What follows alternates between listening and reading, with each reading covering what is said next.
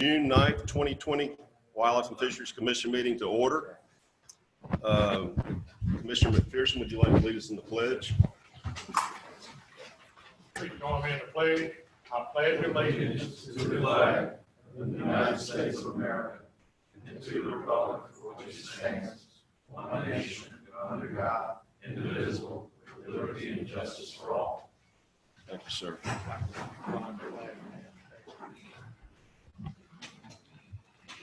Hopefully everyone's had a chance to review the minutes. Hear a motion So moved. to adopt. Second. Any conversation about it? Motion passes. Yes. Oh, I'm sorry, roll call. Mr. Bill Hogan, Here. Ms. Gary Smith, Ms. Amy Blanchard, Here. Chad Corville. Here. Mr. Dusty Guidry. Here. Mr. Joe Person. Here. Mr. Allison Sarah. Here.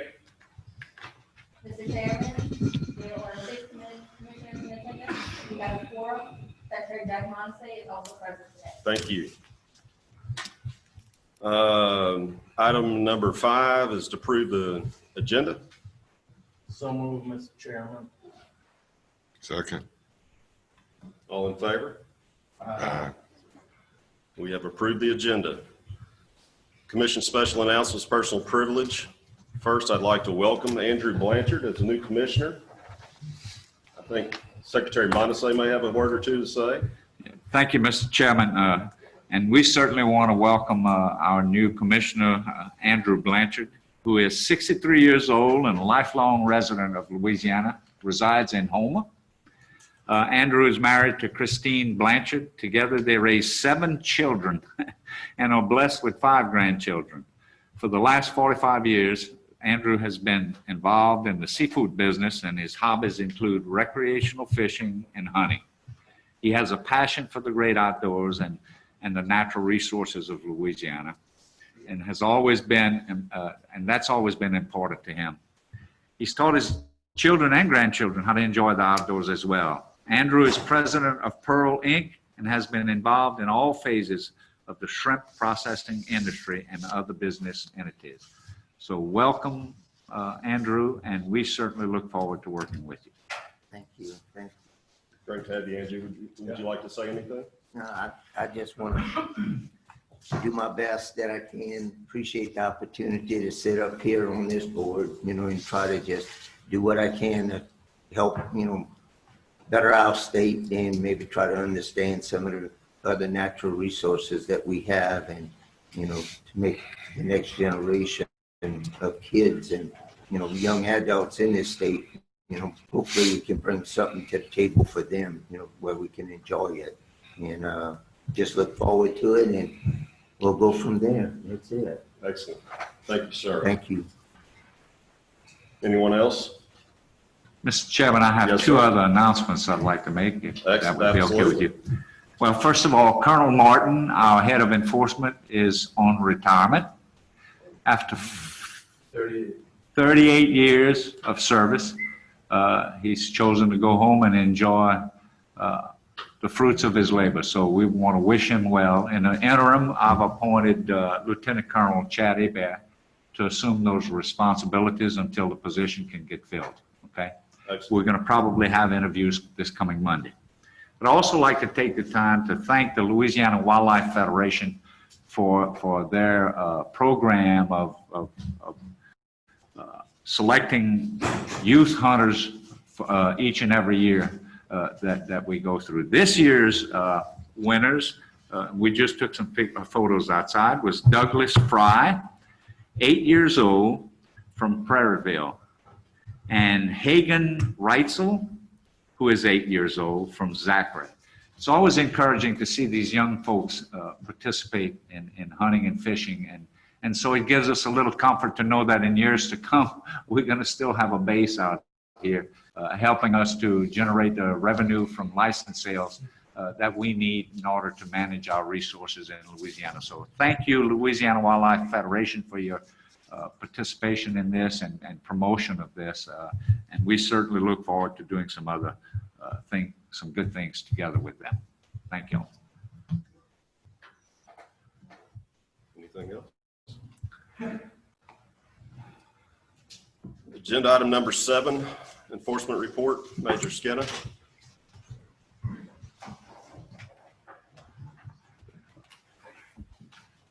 Good morning, Mr. Chairman, members of the commission. For the month of June, we had 20 boating incidents, 8 injuries and 4 fatalities, 698 written citations, 112 written warnings, and 18 public assists. As usual, I'll give you a synopsis of some cases that were made last month. Enforcement agents arrested a Simsboro man for hunting deer during illegal hours, hunting deer during a closed season, and cultivation of marijuana. Agents responded to a complaint about a man killing a deer at night during a closed season near Simsboro, and were able to determine that the subject harvested a spiked deer on his property at night out of season. During the investigation, agents detected the smell of marijuana and found 93 potted marijuana plants on the subject's property.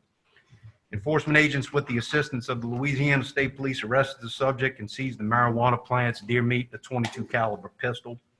The subject may also face civil restitution totaling $1,624 for the replacement value of the illegally taken deer. A joint investigation between Wildlife and Fisheries and the Mississippi Department of Marine Resources resulted in a Slidell man being cited for failing to tag sacked oysters, failing to tag containerized oysters, failing to maintain traceable oyster records, violating oyster refrigeration code requirements, illegal shipping of commercial fish, violating interstate commerce, and selling oysters without a wholesale retail seafood license. The violations occurred in St. Tammany and Terrebonne parishes. Enforcement agents were alerted to a social media post concerning illegal oyster activity and began an investigation. Agents learned that the subject was harvesting oysters from the Pointe-au-Chien area with the specific intent to sell in Mississippi. Also, it was discovered that the subject was selling sacked oysters that were either not tagged or improperly tagged, and shucked oysters that were shucked in a non-approved facility. If convicted, the subject faces monetary fines and possible incarceration. Operation Dry Water is a joint initiative between the Department of Wildlife and Fisheries, the National Association of State Boating Law Administrators, and the United States Coast Guard that was started in 2009 to promote safe boating through education and enforcement of boating laws, with a strong emphasis on driving while intoxicated. In support of Operation Dry Water, the Enforcement Division arrested 6 boaters statewide for driving or operating a vehicle while intoxicated during the 4th of July weekend. These WI arrests occurred in Assumption, Calcasieu, Concordia, Jackson, St. Martin, and Tensas parishes. In Louisiana, a DWI on the water carries the same penalties and fines as on the road and includes jail time, fines, and loss of driving and boating privileges. This concludes the report, sir. Commissioner McPherson. Just out of curiosity, would the gentleman from Simsboro, I'm wondering if this is just ignorance of the law, if he would have, if he'd have known he was eligible for a predation permit to shoot that deer for eating his marijuana plant.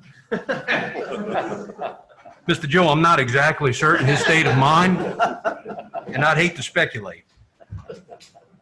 Now that I got that out of my system, when we look at these reports, is there a, I know it's not exact because the way y'all explained how they get entered into the system and all, but when we're looking at a June enforcement case report, would the majority of those cases fall in one period ahead of that time? Would I be looking at May for June? Generally speaking, when we, like in this instance, when we come to the July meeting, we're generally reporting on everything that took place during the month of June. And we try to have the administrative assistants compile these reports, and we do it pretty late leading up to the commission meeting to make sure we capture as many of the citations that were issued in June. We try not to report on things that happened in this month in July. I did in this case, not on the case report, sir, but on a particular news release, the Operation Dry Water news release. That was a huge statewide event that draws a lot of attention, and I did not want to wait and report on that until next month. But the majority of the cases inside the case report packages, when I'm telling you that there were 698 written citations, that portion, probably 99% of that is June cases, sir. So it's basically timely. When you give us a June report, those were June cases. Yes, sir. Okay, great. Do you know if we've made any headway, and you give us that information, like with the deer hunting case, it was a complaint. Are we getting any closer to being able to capture the cases that are a result of a complaint and what I had asked to be addressed as far as being able to track that? If I remember correctly, you were looking to set up a system where we could actually track information that was received from informants, correct? Yes, and I think that I had several conversations with the colonel, and he said the standing operating procedure is that if you get a tip, then the investigating agent, that tip could come through any one of a number of sources, through the 800 number, through calling the district office and or contacting your local biologist, and he would refer. But the investigating officer would contact the tipster if they had the information to be able to do that. That's the way they got the best fact. They know what they're walking into, was the expression that Colonel Martin used, and they would know the best way to approach their investigation. And then what I had suggested was that in too many instances, people who are trying to do right, where we wind up with a significant portion of our good cases that are made, it seemed like we weren't getting back in touch with them to let them know what the outcome of their tip was. And so I'd ask if we could devise some system to track that. Colonel Martin indicated it was in place, and I had a question whether it really was in case by trying to test it a little bit over the last few years. But again, if you could kind of let the commission know where y'all are at on that, what's practical, what's not practical, and what we could expect in the future on that. Okay, so I will try to be brief for the sake of time. So everything that the chief told you is correct. In a nutshell, there is a one-page form. It's a scannable form, and whoever takes a complaint in the enforcement division, whether it be a secretary, an enforcement agent, a dispatcher, they are required to complete that complaint. And it has some basic information: who's calling and their contact information, whether or not they wish to remain anonymous. It asks for the specific nature of the complaint, a couple of administrative things that we tie to it so we know how to track that. And then it also lists the result. It is it's a real good idea. We ask our agents to do it all the time. When they do follow up with someone who does not wish to remain anonymous, that they explain to them that they went out there, made contact, made a case, or what the results were. Sometimes I would imagine that does fall by the wayside, but we continuously remind our people, and when I say people, I mean our enforcement agents, to make sure that they follow up with those complainants so they know that the information is being worked. Like I said, sometimes they just wish to remain anonymous. Sometimes we get emails from accounts that we can't get back in touch with. But generally speaking, when they call and they leave their name and their phone back and their callback number, we try to contact them and let them know that we actually worked it and whether or not we made a case. Those forms, if I am not mistaken, we are trying to come up with a way to where we can actually query that information to pull it up. It's cumbersome. Like I said, as of right now, that form is, it's very similar to a Scantron form in the fact that it is scanned in. So I'm not exactly sure because it's an Adobe file, if it can be searched under a query. And I think that we are working on that with our IT section. Yeah, that's what I always and still do tell my people, I don't know anything about IT, but I know it can do anything with the proper program. But I'm delighted to hear that you've already got that form. It sounds like two things. You need to add these other elements. Did you contact the tipster if the information was available before you went? And did you follow up with the tipster on it wasn't timely for me to be able to try to get out there, agent wasn't available, whatever it was, which would give us some valuable information, I would think, about our ability to respond to tips. And then, did you follow up? It would just be really two fields that would need to be added to the form. If you would get us that form and let us know, and then you'll be able to shift the blame to the secretary if you can't get IT to give you what you need, as far as being able to put that in a folder where you can readily pull it back up by name of the investigation date and all the other fields that you would think you could look for that information. And this may give you a little solace in the interim while you're waiting on that form, because there is a process. We have to, whenever we create a form, we have to contact another state agency and go through a little bit of a process. And as you know, those things take time. If we do know where a complaint went to, the particular region office, in the interim, until that is established, we can always call that captain to see if he actually received that complaint, if he has the form on file, and what was the status of the case. In other words, a follow-up to the complaint. Do we every time we initiate an investigation, I assume there's an investigation report filled out on it, right? Only if a criminal or if a citation is issued. Only if a citation is issued? That's how we track it. In other words, So we have no way of tracking how many investigations were initiated? No, sir. In other words, if I am a field agent and I suspect that there is illegal activity, the only thing that I am required to do is to notify my supervisor and ask permission to work that case. All of those things are not tracked. But basically, only if they make a case, is there ever any paperwork on it, any form of paperwork? That is correct. Now, if there are other elements that require a plainclothes patrol or specialized equipment, those requests come in writing through the chain of command, and sometimes those things can be tracked that way. Also, if this is going to be a continuous investigation that is going to take this agent out of the field for an extended period of time, something that's outside the norm of everyday routine patrol, then that would be documented and forwarded up the chain of command as well. Okay, thank you. Any other? Thank you, Mr. Chairman. Major Skinner, I'm not going to belabor this long. I ask some just quick questions on the oyster violation.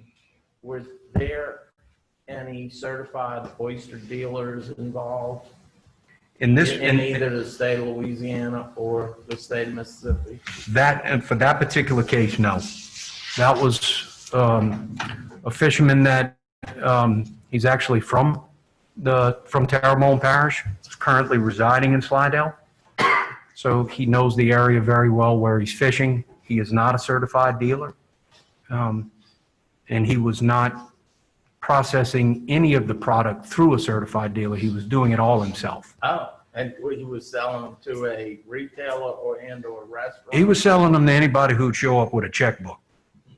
So there was no deliveries being made. It was all being sold within the state of Louisiana and not crossing over the line? No, they did cross over, which is why we had the interstate violation of commerce charges. He was fishing in the Pointe-au-Chien area, shucking oysters on his boat, putting them into regular Tupperware containers, transporting loose oysters, sacked oysters, and oysters in Tupperware containers back to Mississippi, continuing to shuck there on his porch, obviously not an approved facility. Selling, he was shucking green tag. Once he was tagging them with green tags, transporting all of this into Mississippi across state lines, and then shucking those green tag oysters and selling those directly to consumers. The majority of this, if not all of it, and I need to double check that, but I'm fairly certain that every sale, except for the one that got him arrested or got him cited, was all to members of the public, Okay. not other No processors, restaurants. not for resale by a dealer, but just by people walking up to his house and saying, I heard you have oysters for sale. And of course, there was also some social media posts that he was using to advertise to help him make those sales. I appreciate that. My biggest concern was if there was any certified dealers and or restaurateurs that were involved in it. In this That makes particular, me feel a lot better.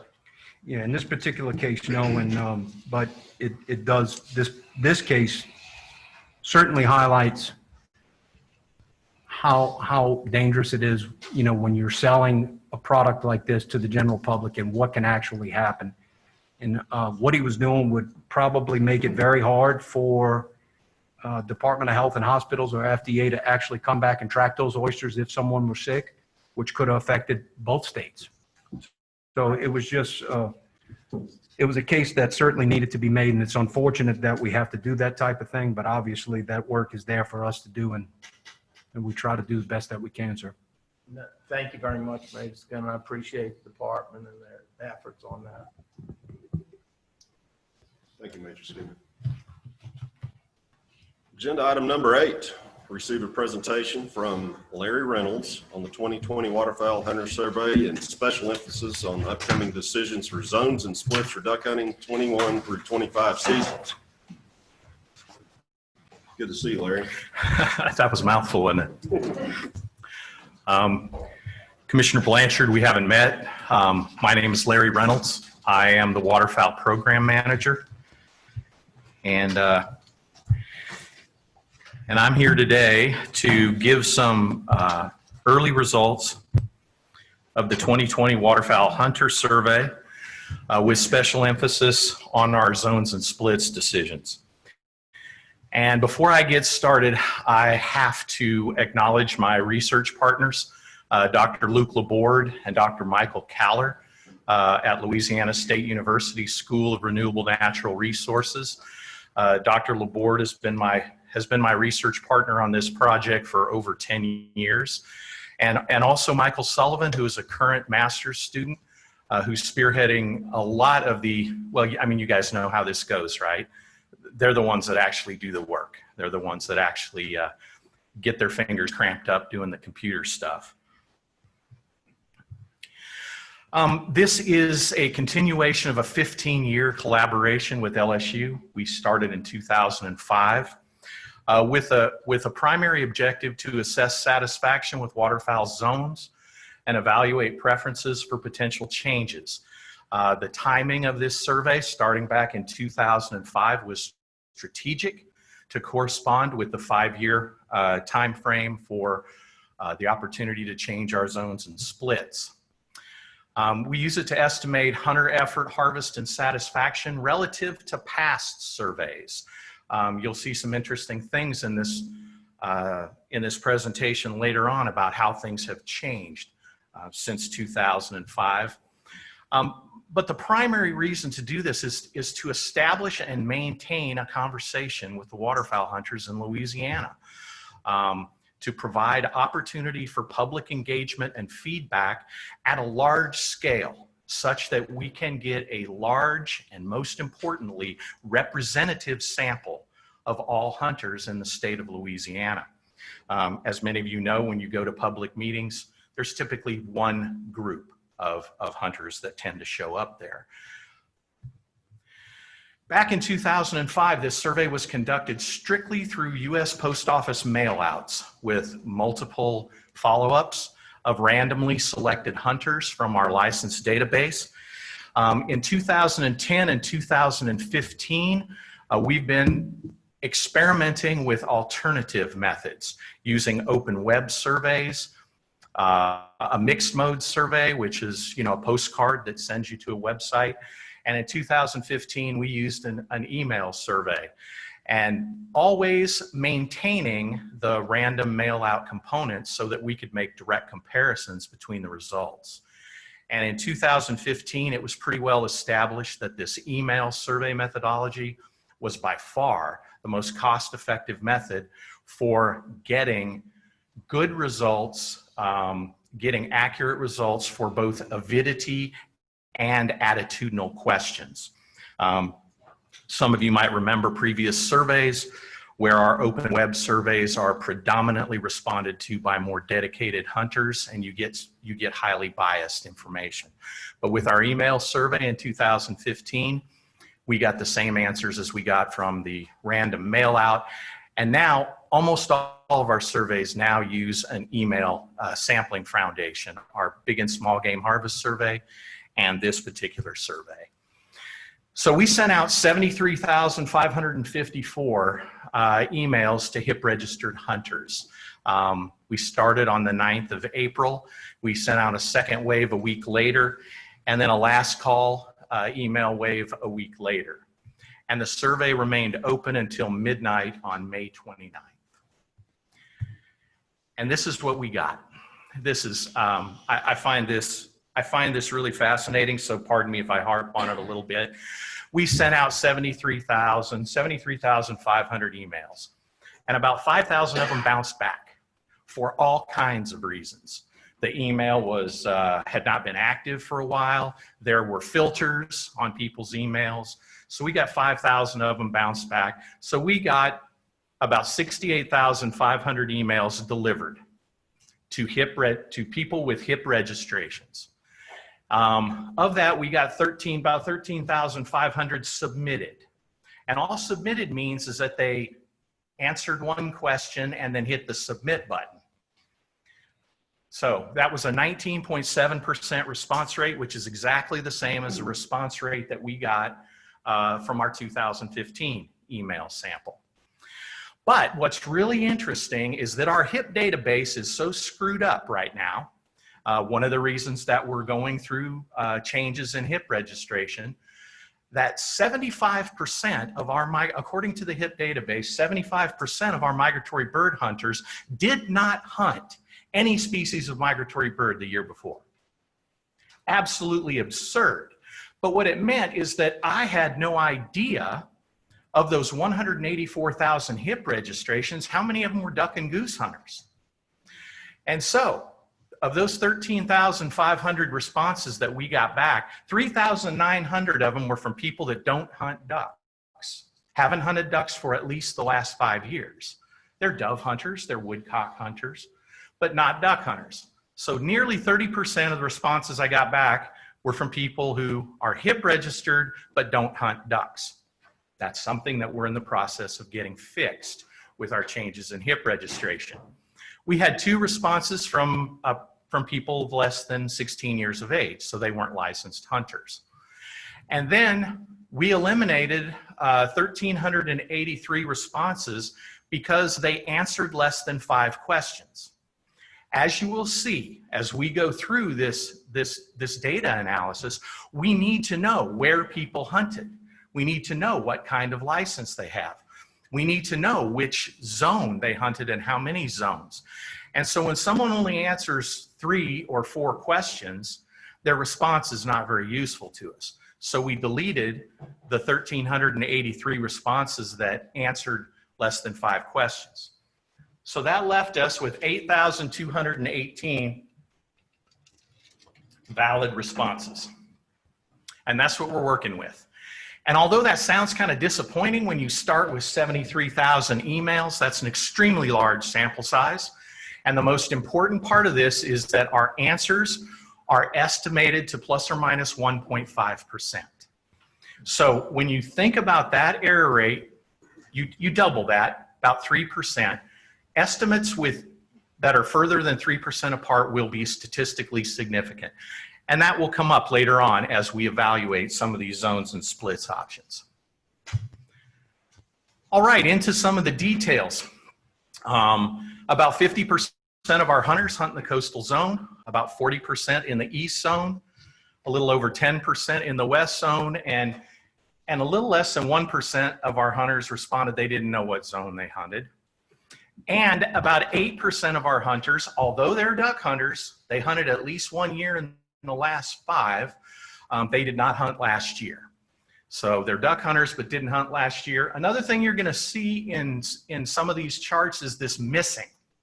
This is another important part because it'll drive you crazy looking at these information and seeing the sample size vary in every question. And that's because people don't answer all of the questions. So 17 of these people didn't tell us what zone that they hunted most frequently. And that number gets very large for some questions that are difficult. But you'll see that missing in some of these slides. This is an extremely important concept that we became aware of in 2010. Because you see answers sometimes in these surveys that don't make any sense when hunters don't want more zones, which gives us more flexibility in setting seasons. Well, this is the reason. You can see that nearly 80% of our hunters hunt in one zone. Less than 3% of our hunters hunt in all 3 zones.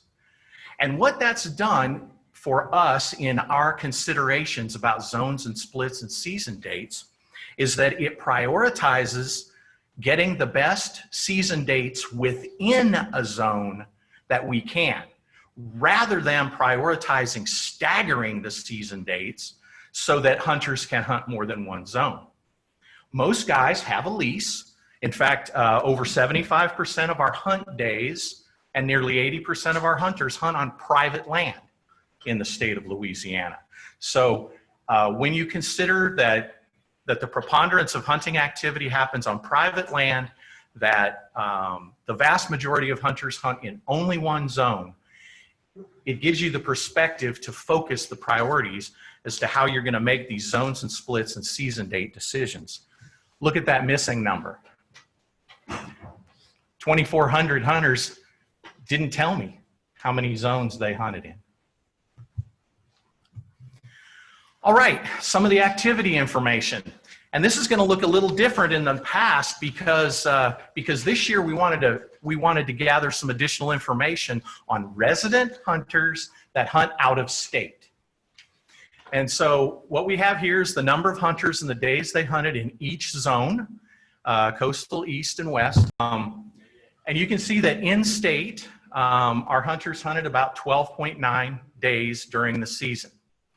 But we had 1,335 respondents that are residents that also hunted out of state.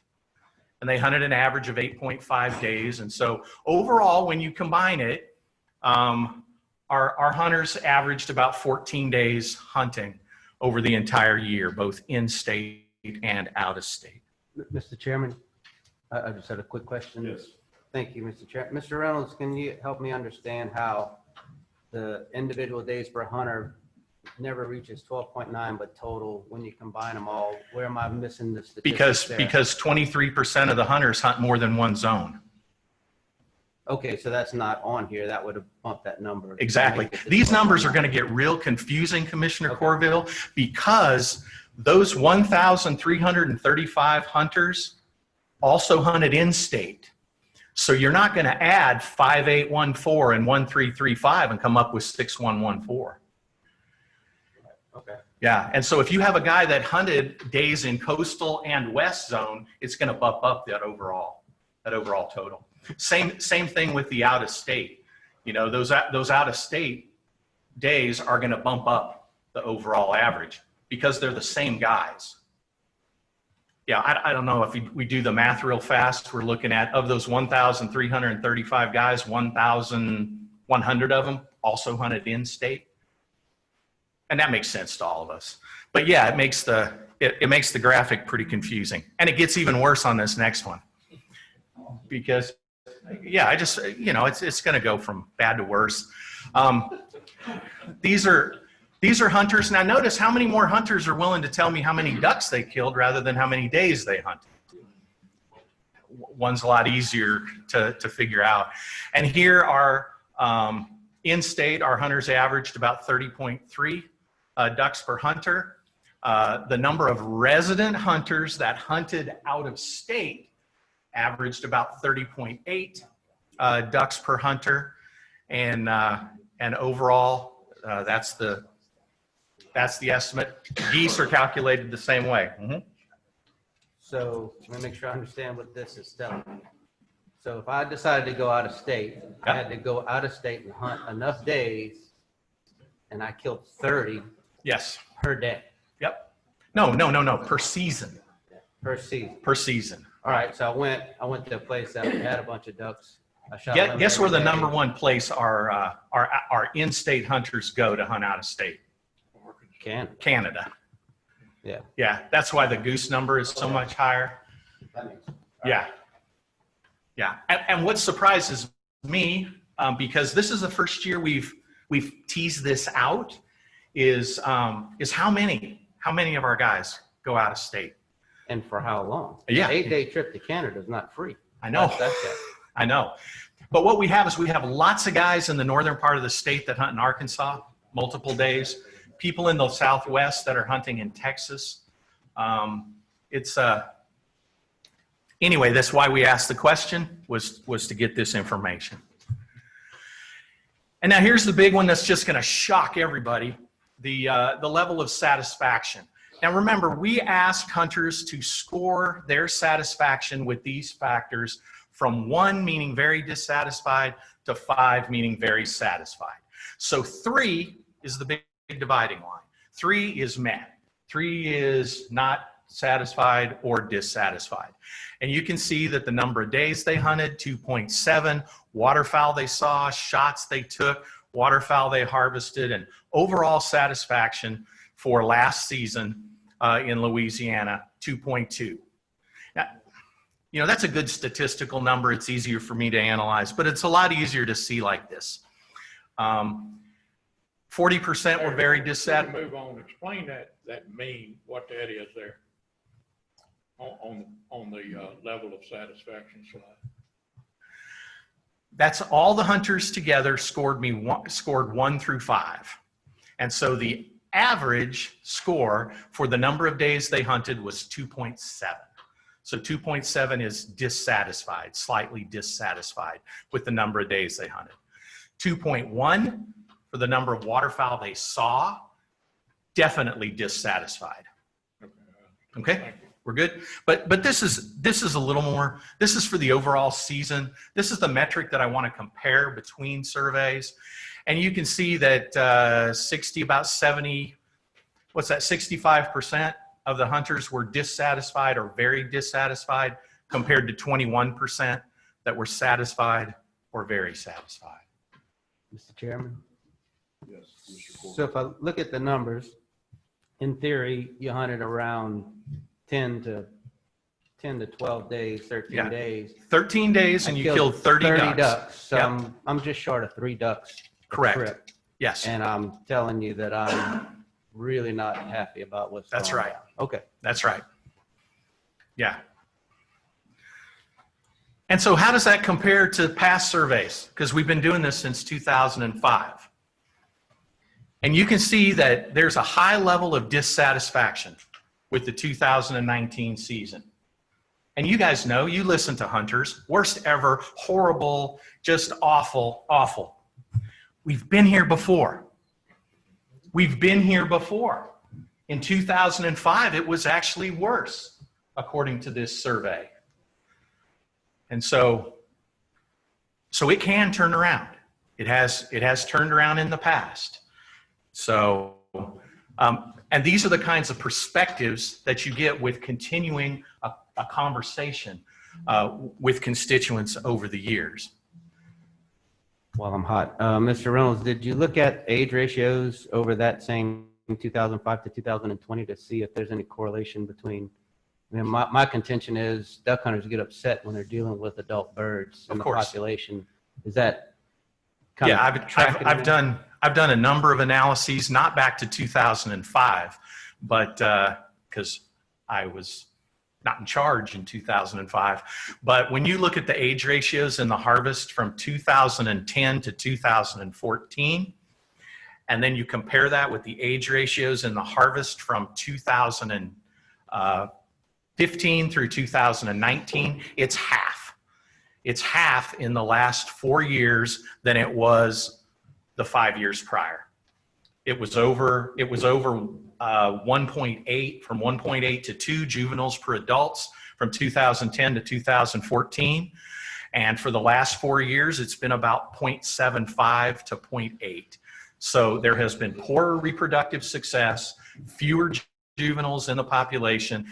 And I will only speak for myself, but I need young, dumb animals flying around to be successful.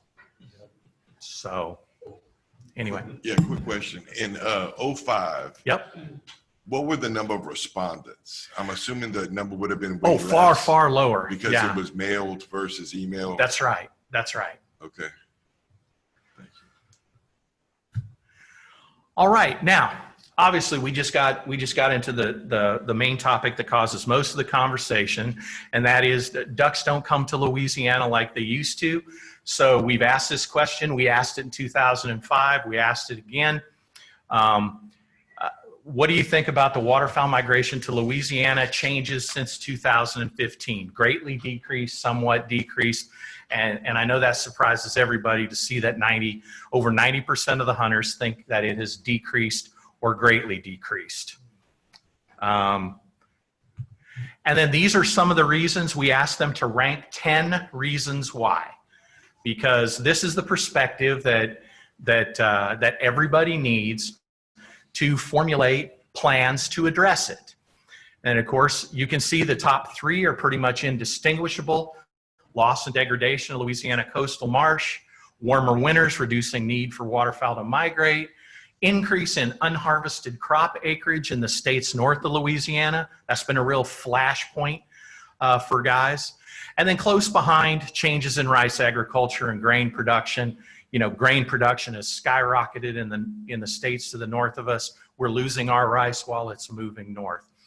But equally important is to look at the things that hunters don't think are very important. Overharvest due to longer seasons and bag limits. That was the lowest ranking of the 10.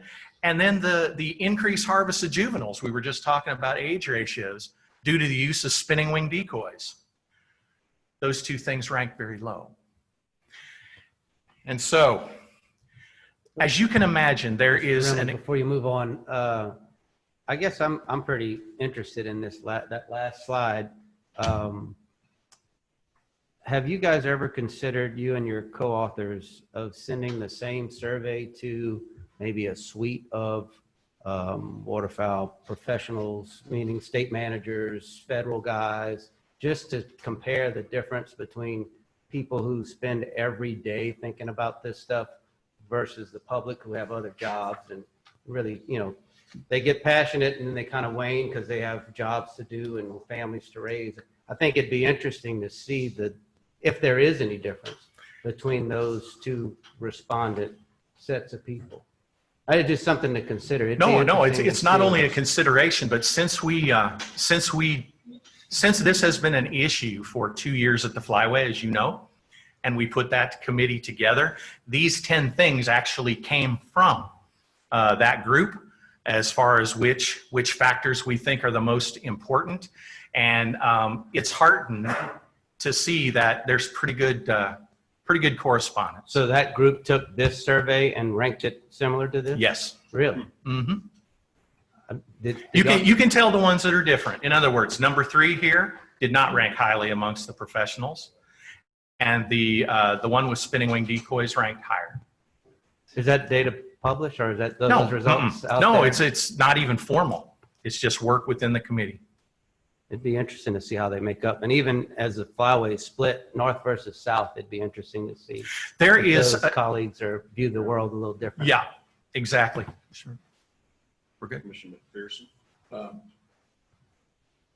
don't want to spend a lot of time on this, Larry, but something that I've seen, you know, there's so much of this anecdotal stuff out there. But I can be closing up my blinds, picking up my decoys, closing up my blinds, and the ducks are landing in my decoys immediately after the season's over. and your waterfowl surveys ought to show this, but I don't see it anywhere on here, is the feds 20, 25 years ago bought up thousands of acres of farms in Mississippi, Louisiana, and they leave there 20% of the crop in the field, and the ducks are there just by the thousands and tens of thousands, undisturbed, all the food in the world, water held exactly at their thing. I'm sure that's been looked at, but I don't ever see it mentioned. Does that affect it? Has that affected it? No, The fact that you give them an alternative to where the hunting pressure is? Yeah. Yeah. In fact, in most places, that serves to hold ducks in an area for a longer period of time and increase the hunting success in nearby properties. And then, of course, that's been declining because of GMO restrictions, that the farming on national wildlife refuges and the Southeast national wildlife refuges has declined by, well, from over 105,000 acres to about 35,000 acres. And so that's actually declined. But yeah, I mean, habitat that you put on the ground anywhere is going to have some kind of impact. But you see the exact same thing. If you drive Pintail Drive Loop at Cameron Prairie, you drive it during the season, you'll see lots and lots of ducks. And a week after the season closes, you won't see anything there. That's because they've distributed. The distributing, once you stop shooting it, stop shooting them, they start moving out. Yeah, that's my point. But I just heard you say that it enhances the hunting because they're holding the ducks in Louisiana. But anecdotally, what I hear is, yeah, those ducks are held. They're feeding on the other places at night, and they're going back to that refuge. Yep. During the day when the hunter pressure is there. Yeah, and we've, I mean, like you say, we can talk for hours about this, but we put radio transmitters on ducks. For example, Paul Link, my right-hand man, his master's work with Bruce Davis. We actually caught these birds on these federal bed and breakfasts that the duck commander described that keeps ducks from hunters. And we patterned them, we captured them, we put radio transmitters on them. And somehow hunters in Louisiana managed to kill 23% of them. So if that refuge that we set up on to capture them is keeping ducks away from hunters, at least during that study, it was doing a piss poor job of it. Because a 23% harvest rate on ducks is far beyond what we get over the entire flyway using banding data. So no, you're right in the middle of the controversy and a place that is ripe for new information. And one of the things that this group we've put together at the Flyway intends to do is to quantify, if we can, using remote sensing, the availability of that habitat out there on the landscape. So you're right. You're right at the edge of the questions that need to be addressed. All right. As you can imagine, and Commissioner Corville already hit on it, there's a lifetime of cross tabulations we can do with these data. In other words, that last table, we could look at it for hunters that hunt 5 days, 20 days, or 50 days. We could have different tables for those groups. There's an infinite number of analyses and comparisons that we can make with these data. And the survey's only been closed for a little over a month. And so we have been focusing on this zones and splits decision. And because I believe Commissioner Corville is the only one of this commission that's been through a reconsideration of zones and splits, I'm going to take a little time to talk about what zones and splits mean. And here are the guidelines. Zones and splits can only be changed at 5-year intervals. I've probably beat that to death. The selection this year will be used for the 2021 to 2025 seasons. And we need to have a decision. Before COVID-19, our decision date was today, was the day we were supposed to have a decision. But that's been extended to early October if we want to implement in 2021 for 5 years. If we want to delay, because for whatever reason, I can't see any reason why, then we can wait until May of 2021, implement in 2022 for 4 years. We did that in 2011. When we had the opportunity to change in 2011, guidelines came out very late, and so we delayed for 1 year, and we made a change in 2012 for 4 years.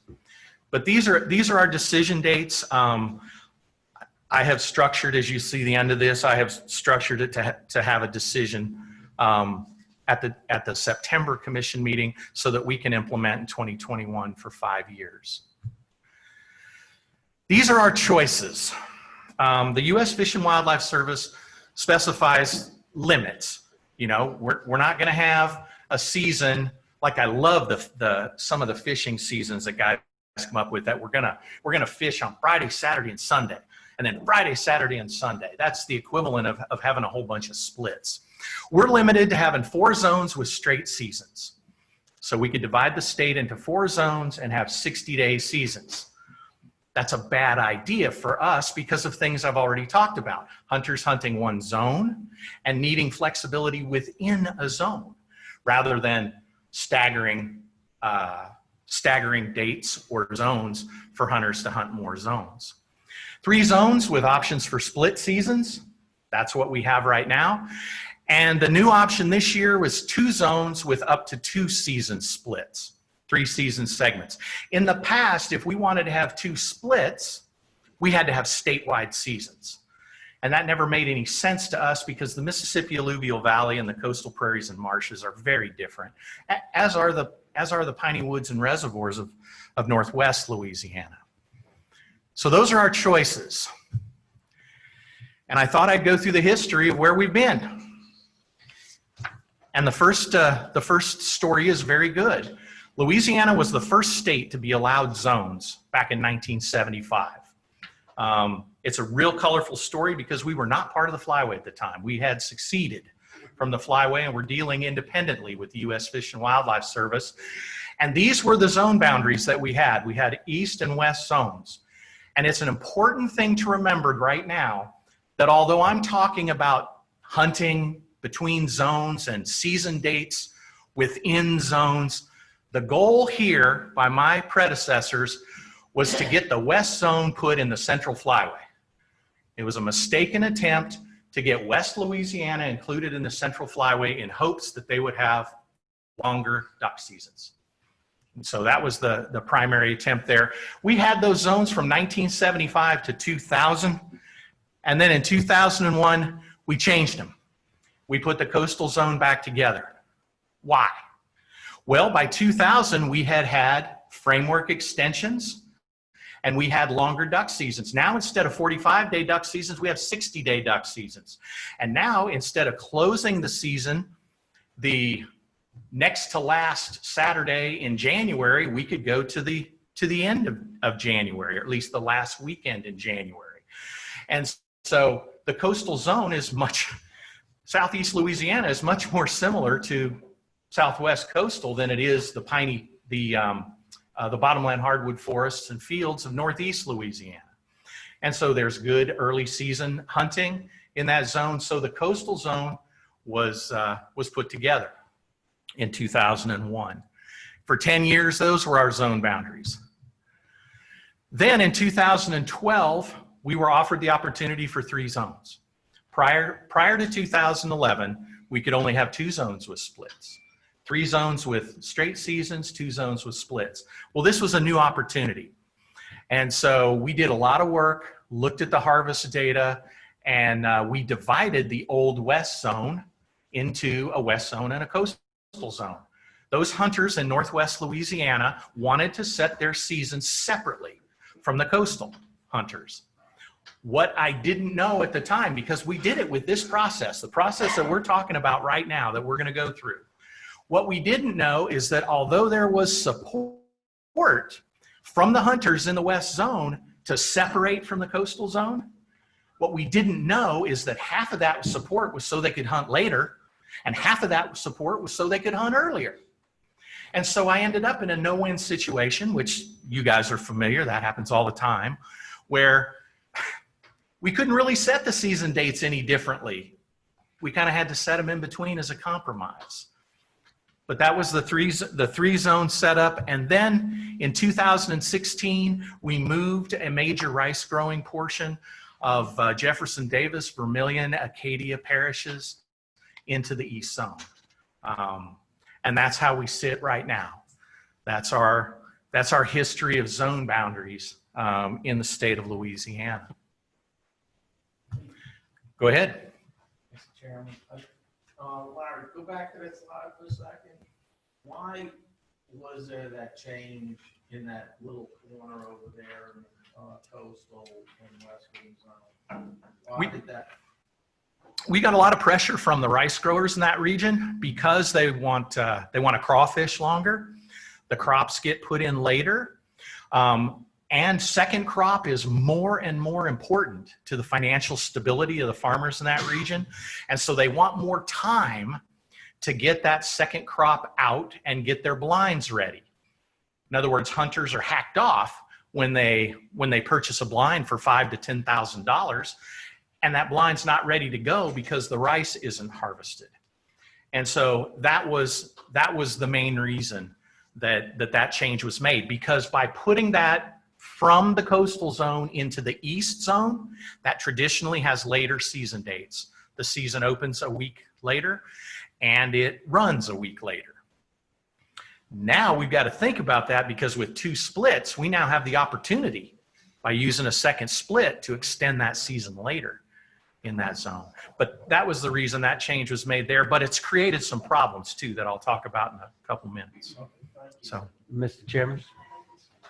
Thank you. Mr. Reynolds, back in the olden times during that noble effort to get some of us into the Central Flyway, I would say, although unsuccessful because they didn't want our harvest rate going with us either. But in that one you say 1975 to 2000, is that Falgout Canal they used as the dividing landmark from east versus west on the map?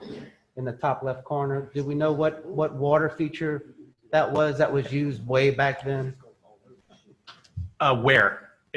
From, Dividing east versus west in the coastal area. yeah, Homa Nav? Homa Ave, that's the one. Yeah, Okay, it's Homa Nav. That's the one I was trying. I'm sorry. that's I'm sorry, the one I'm trying to- yeah. All right, thanks. It's tough to do when you're not standing and pointing in a room, but yeah, the Homa Nav was the dividing there. So what considerations? I've talked about them already, but if we stay with 3 zones with split seasons, after 8 seasons, hunters are familiar with this option. There's an opportunity to hunt different zones. At least in the old days, I thought that was an advantage. Now I know that that's not a very big deal. But it gives us flexibility in setting the season dates in each separate zone. If we go to 2 zones with 2 splits, you get 3 opening days instead of 2 because there are 2 rest areas. Unfortunately, there's no way to get additional weekends. Weekends are a big deal for us. You know, that's when guys can get out and hunt. And I had a couple hunters at one of the public meetings just got furious with me when they said, why? And I said, because it's impossible. You can't put more than 10 weekends. And we had a real contentious discussion about the mathematical impossibility.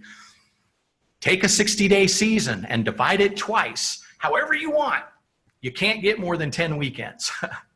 And if we use 2 splits, it doesn't work out as nicely as it does now with one. One of those opening days or closing days won't be a weekend day. But we still get 10 full weekends of hunting. We get 3 opening days, 2 rest periods. A lot of people talk about hunting pressure and letting the birds rest. So this allows 2 rest periods. The opportunity to move across zones is reduced. And again, I thought that was a negative, but now I really don't, because only 2.8% of our hunters hunt in 3 zones. And here's the big one. It gives us more flexibility for season dates within a zone. You take a zone like the West Zone, where I said part of the support was to hunt earlier and part of the support was to hunt later. Well, with 2 splits, I can compromise that a little bit better. I don't know if it's clear that I'm in favor for 2 zones and 2 splits. I'm trying to be objective, but Mr. Chairman? Yes, Commissioner Ford. Thank you. Mr. Reynolds, I share your support of the two-zone thing, but could you, my contention of, and my reasoning for favoring 3 hunting segments is at 60 days, cramming 60 days in any configuration in the limits of the services guidelines is a challenge. But this option matters a lot more in a conservative package and a moderate package or whatever. If a 6 and 45 or 3 and 30, this all of a sudden becomes a major league issue and gives us maximum flexibility. But at 60 and 6, and I'm not suggesting, I know there's some people that really want to always stay there to the end of time.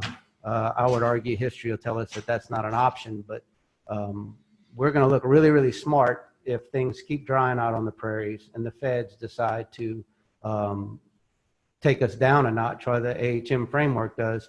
This option is we're going to look really smart by choosing this. So I'm throwing my hat in the ring right now of what I'm in favor of, but could you just expand a little bit of why, if you have a more restrictive framework offered by the service, why this probably makes a lot more sense, giving us that maximum flexibility? Right. If we go to 40 days or 30 days, it allows us to place those days in separate portions of the Thanksgiving to January 31st period. And the argument used to be opposite. When we had to go to statewide seasons to get 2 splits, that only gives you 3 segments, right, over the entire state. Well, now, and that's why we pushed the 3 zones, because 3 zones with splits gives you 6 segments.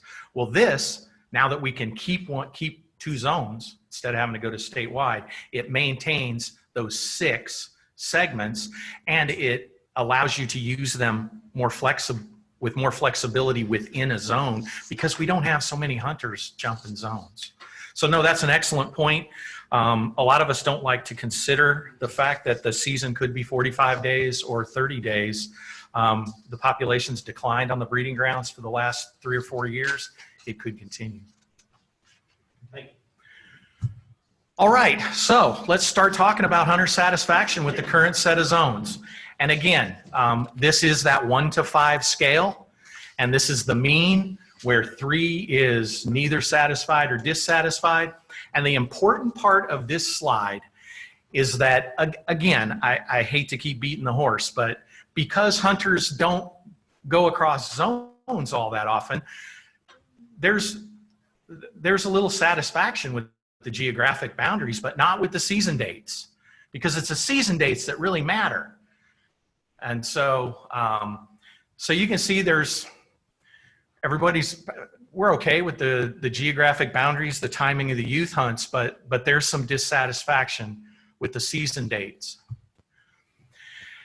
And this is where my job gets intolerable sometimes, is here we ask them, which one do you favor? 3 zones with 1 split, 2 zones with 2 splits, or no opinion? And remember, our data are plus or minus 1.5%. So that's a dead heat, no matter how you look at it. And 11% prefer a different option. There were all kinds of different options.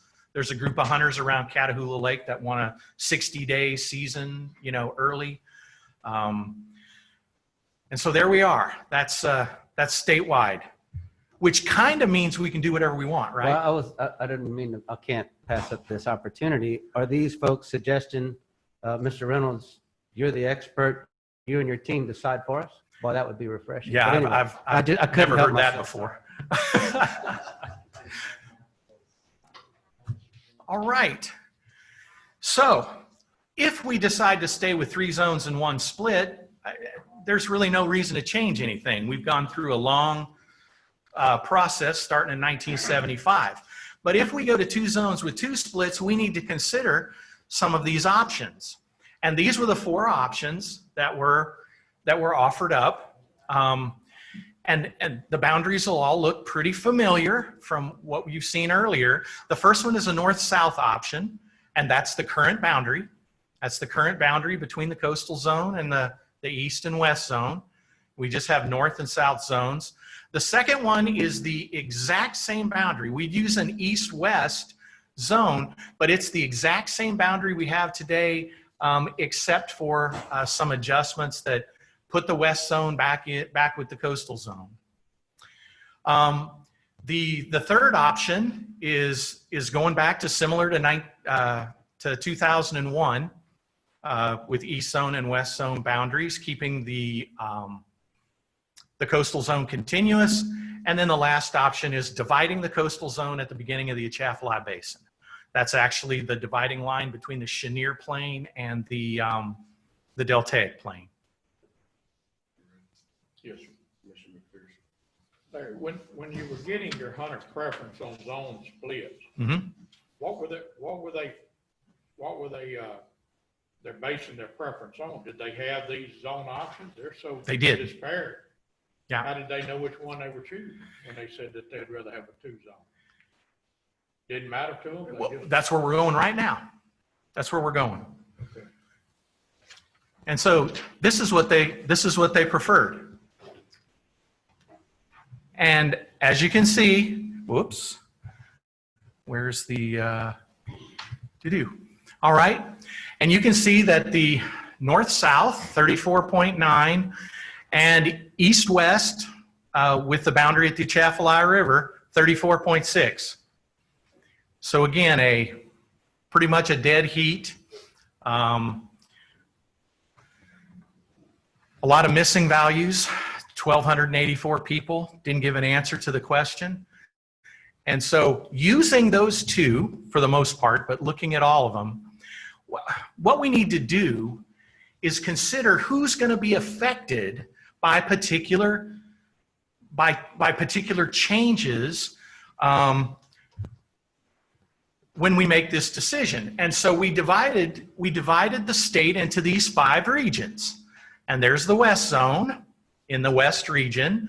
There's the east zone in the east region. There's that rice region that you talked about, Commissioner Sunseri. And then southwest coastal and southeast coastal. And so we need to look at those regions, the preferences within those regions, to see who's going to be affected and what it is that what's important to them. And so the first thing we look at is satisfaction with the current geographic boundaries by these regions. And what do you see? Lots of satisfaction or neither satisfied or dissatisfied. In fact, the only place that we find quantifiable dissatisfaction is in that rice region. In that rice region, 30.5% of the hunters are dissatisfied or very dissatisfied with the zone boundaries. But overall, there's not a lot of dissatisfaction with those zone boundaries. So this is the options. So, okay, what do you want? You want 3 zones with 1 split or 2 zones with 2 splits? And again, you look at it, and now remember, if they're different by more than 3 or 3.5%, they'll be statistically significant. But there's no differences up there. There's no differences. We still have 3 zones with 1 split, 2 zones with 2 splits, and no opinion that are equal, except one place. And it's that rice region again. In that rice region, that's the one place we found dissatisfaction with the zone boundaries. And now we find a significant difference in whether they want 3 zones with 1 split or 2 zones with 2 splits. It's the one place that we have some guidance. Yeah. Mr. Reynolds, in that rice region, I'm assuming, yes, this whole thing is new, and I'm sure y'all are going to do your fair share of analysis and fooling with all these numbers. Is there a way to figure out, I would argue that particularly Southwest rice, the habitat value is just going completely into the toilet. So can you equate, is there dissatisfaction with geographic boundaries sort of symptomatic of poor hunting success? And so are they just mad at everything and everybody? Because the folks that I interact with, that's where they're at. They're mad at everything, everybody, and it doesn't matter. And so you wonder if that's maybe shown somewhere in your data, that Yeah. that it's sort of, they're lumping it all together and they're just mad, period. They Yeah. want the rice price to be higher, they want crawfish prices to be high, and they want ducks just to come in and give it up in a place that there's absolutely no reason for a bird to be in. Yeah. The complaint I get the most is the Highway 14 boundary. The Highway 14 boundary allows birds to sit in the coastal zone while the east zone is open, or sit in the east zone where the coastal zone is open. That's the single biggest complaint I get from that area. The complaints about not having any ducks and having poor success comes universally from everywhere. So what I'm doing right now is I'm looking for patterns in the satisfaction information. Here, you're not seeing a lot of dissatisfaction with zone boundaries except in that one spot. And it's still only a third. Still only a third. And then here, I'm looking for preference. I'm looking for statistically different preferences. And you look at this, you can look across the rows, you can look down the columns. There just isn't much difference in any of these regions except for the rice region. That's the one place where I'm getting some statistically significant feedback. But this is the key. This table right here, this is where it's all at. This is which of those two zone options do you prefer in this region? And again, it's going to look like the early one, right? Total. But now we got to look at them separately. And it's really important to see which one of these zone options changes the hunting configuration in each of these areas. Now, these colored maps I'm going to show you are statistical analyses. Okay, well, one thing first. In a structured decision-making framework, one of the easiest choices to make is when one of the options is the least preferred in every situation. And there it is. East-west with current boundaries. That was that option number 2. You can see that it is the lowest in every single region. It's the least preferred in every single region. Now, that doesn't mean we throw those guys out, because by making that choice, they've given us information, and we're going to use that information in further summaries. But we already know right off the bat that that's not going to be our choice, because it was the lowest in every single region in a statistically significant way. But when we look at this statistical analysis, these are the 5 regions, and because it's all green, it means there was no significant difference for the north-south zone option. No significant difference in the level of support. And you know that's true because look across that top column for north-south. There's no statistically significant difference. It's the same for all of those regions. Now, what changes in those 5 regions? What changes if we select that option? If we select that option, the rice region is lumped with the east region, just like it is right now. The coastal zone is continuous, just like it is right now. So the only region that anything changes is the west region. That west region changes from being lumped with the coastal to being lumped with the east zone. And so we've got to look at the west zone by itself, because everybody else stays the same as they are currently. And there's what the west region tells us. The north-south zone is the most popular, but not significantly, because the east-west boundary at the Atchafalaya River has about equal support. But what's really important is that 63.7% of the hunters in the west zone prefer an east-west boundary that keeps them with the coastal zone, compared to 36% that want a north-south boundary that puts them with the east zone. Pretty clear. The hunters in the west zone, which are the ones that are going to be affected if we choose the north-south option, prefer something else by a fairly wide margin. So now, let's look at that second option, which is the east, or the third option, the east-west with continuous coastal. In this case, the Rice region and the Southwest region have statistically significant higher levels of support than the others. Now, we know that support's not very high because this wasn't one of the favored overall options, but those two have higher support. And you can see that if you look at the C column, you can see 24 and 22.9 for the Southwest and the Rice region are significantly higher than the others. But much more importantly, if we look at the two options, north-south or east-west with current boundaries, those are the two options that keep the rice-growing region in with the east zone.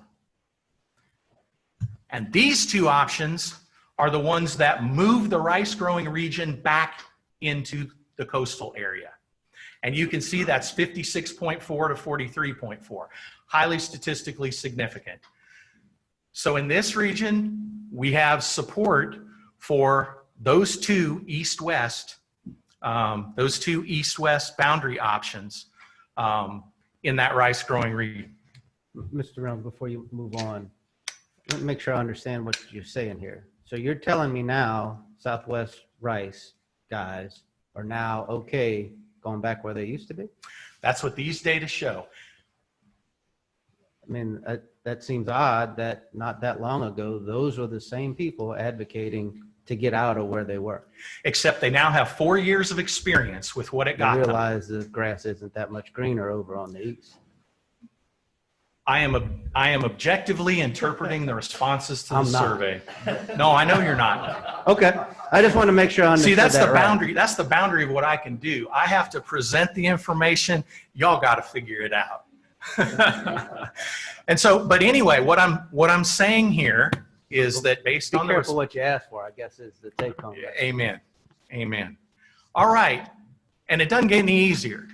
So here is the second real popular option statewide. And you can see that there is statistically higher support in Southeast Louisiana. This is for the option dividing the coastal zone. And but the others are the same. So, and again, remember with this option, what changes? Only Southeast.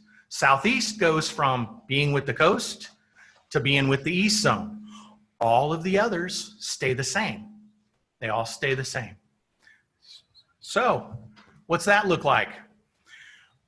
Well, that 40.8 right there on line D, that's a big number. It's statistically significant. That's why that area was blue and all the others were green. They're not different. But again, if we look at those other three options that leave the coastal zone together, that don't divide the coastal zone, in this case, Franklin Canal, not Houma Nav, it's 59.1%. So we have 59.1% of the hunters in the Southeast region that prefer an option that leaves the coastal zone continuous, compared to 40.8% that divide the coastal zone. Clear as mud, right? So the conclusions. Hunter dissatisfaction is higher with season dates than the zone configurations, and there's no clear favorite in zones and splits options. I mean, that's what we've been talking about is, but there's majority support. When I say no clear favorite, that's the 30% want 3 zones with 1 split, 30% want 2 zones with 2 splits, and 30% have no opinion, okay? There is majority support for an east-west 2-zone option. And right now, in looking at the information, we're really only talking about 2 options, one that divides the coastal zone and one that does not. Mr. Chairman? Yes. Mr. Reynolds, just for my clarification, that pseudo preferred would be number C on slide 22. Slide 22, we're going up here. It would be One more. one more. C, is that right? C. Right. But what I'm going to, and you were here, Commissioner Corville, and some of you have seen the analysis where from 2001 to 2010, the entire West Zone had the same season dates. We opened the second Saturday. We hunted for 3 weeks. We closed for 12 days, and then we hunted to a week before the end of the framework. We did that for 10 years. And that provided a magnificent data set for comparing the harvest chronology in different parts of the Old West Zone. And that helped us inform our decision as to where we were going to put the third zone. And what that analysis showed is that there was no difference in harvest chronology between Southwest Coastal and Southeast Coastal. And I presented that information at our NOI meetings, and I was criticized, rightly so, that those data aren't dated. We've got 10 more years of data that we should look at, and maybe something has changed. And so the path forward that I'm suggesting, we've done the NOI meetings, we've done this waterfowl hunter survey. I do not see a way to do any additional. In the old days, we had meetings all over the state with magic markers and easels, and we drew all kinds of stuff, and that just isn't possible. But I would like to redo that harvest analysis. Now, it's going to be messy. Why is it going to be messy? Because sometimes we've had 4 weeks in the first split instead of 3. And the rice growing region was in the coastal, and now it's in the east. And so the analysis is going to be really messy. I'm trying to get data from the Fish and Wildlife Service to do this. I've been unsuccessful to this point, but that's my intention, because then I can specifically say, hey, look, 5 parishes in Southeast, St. Bernard, Plaquemines, Lafourche, Jefferson, Terrebonne, compared to Cameron, Calcasieu, Jefferson Davis, Acadia, and Vermilion. I can show that that chronology of harvest has or has not changed in a way that may or may not justify dividing the coastal zone. Plans, it's easy to make plans. It's execution that's difficult to. We're going to make a formal recommendation at the August commission meeting, regardless of what information we have.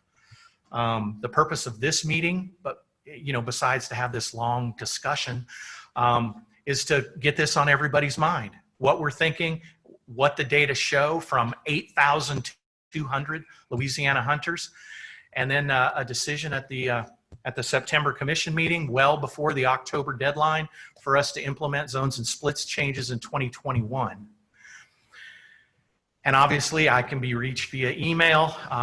Those are my invaluable research partners at LSU. And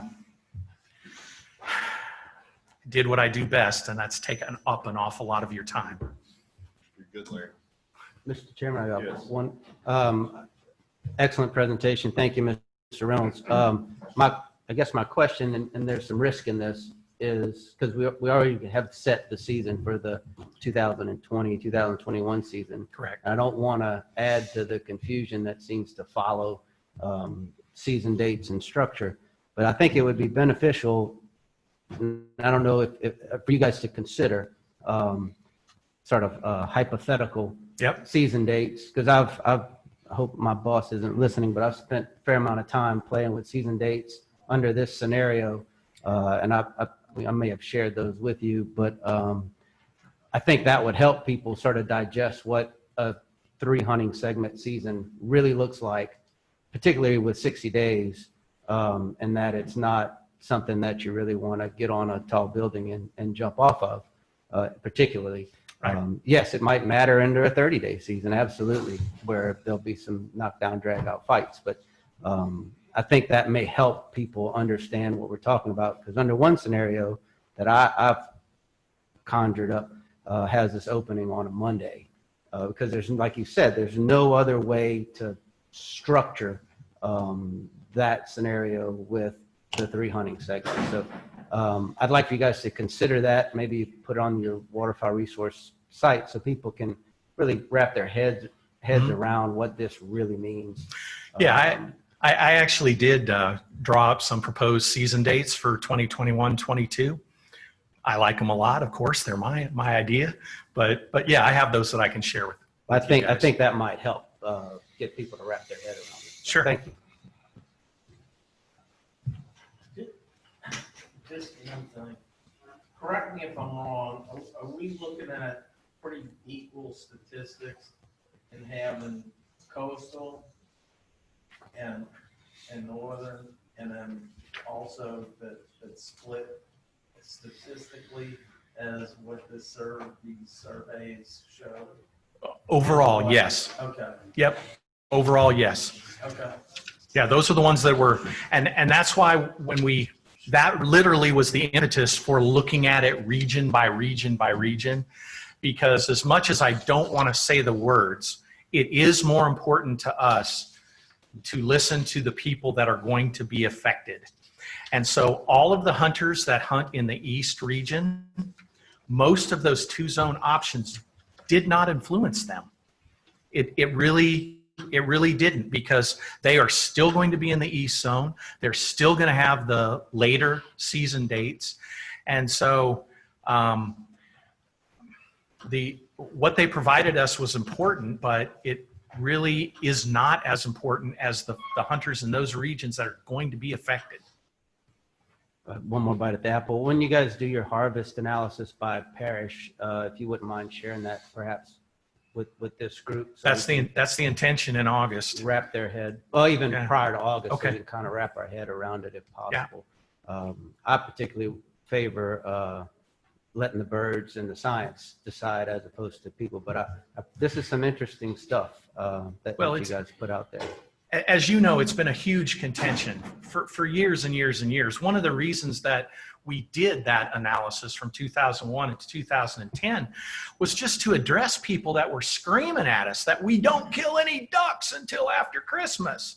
Well, Science is not sorry, saying that. we shoot an awful lot of ducks in November. And that's important because the chronology of that harvest shows us where we've been successful in the past. And my last question, you said this thing started in 2005 as a 15-year project. Are we to believe this is the end, or are y'all looking at pursuing this? This is the end for me.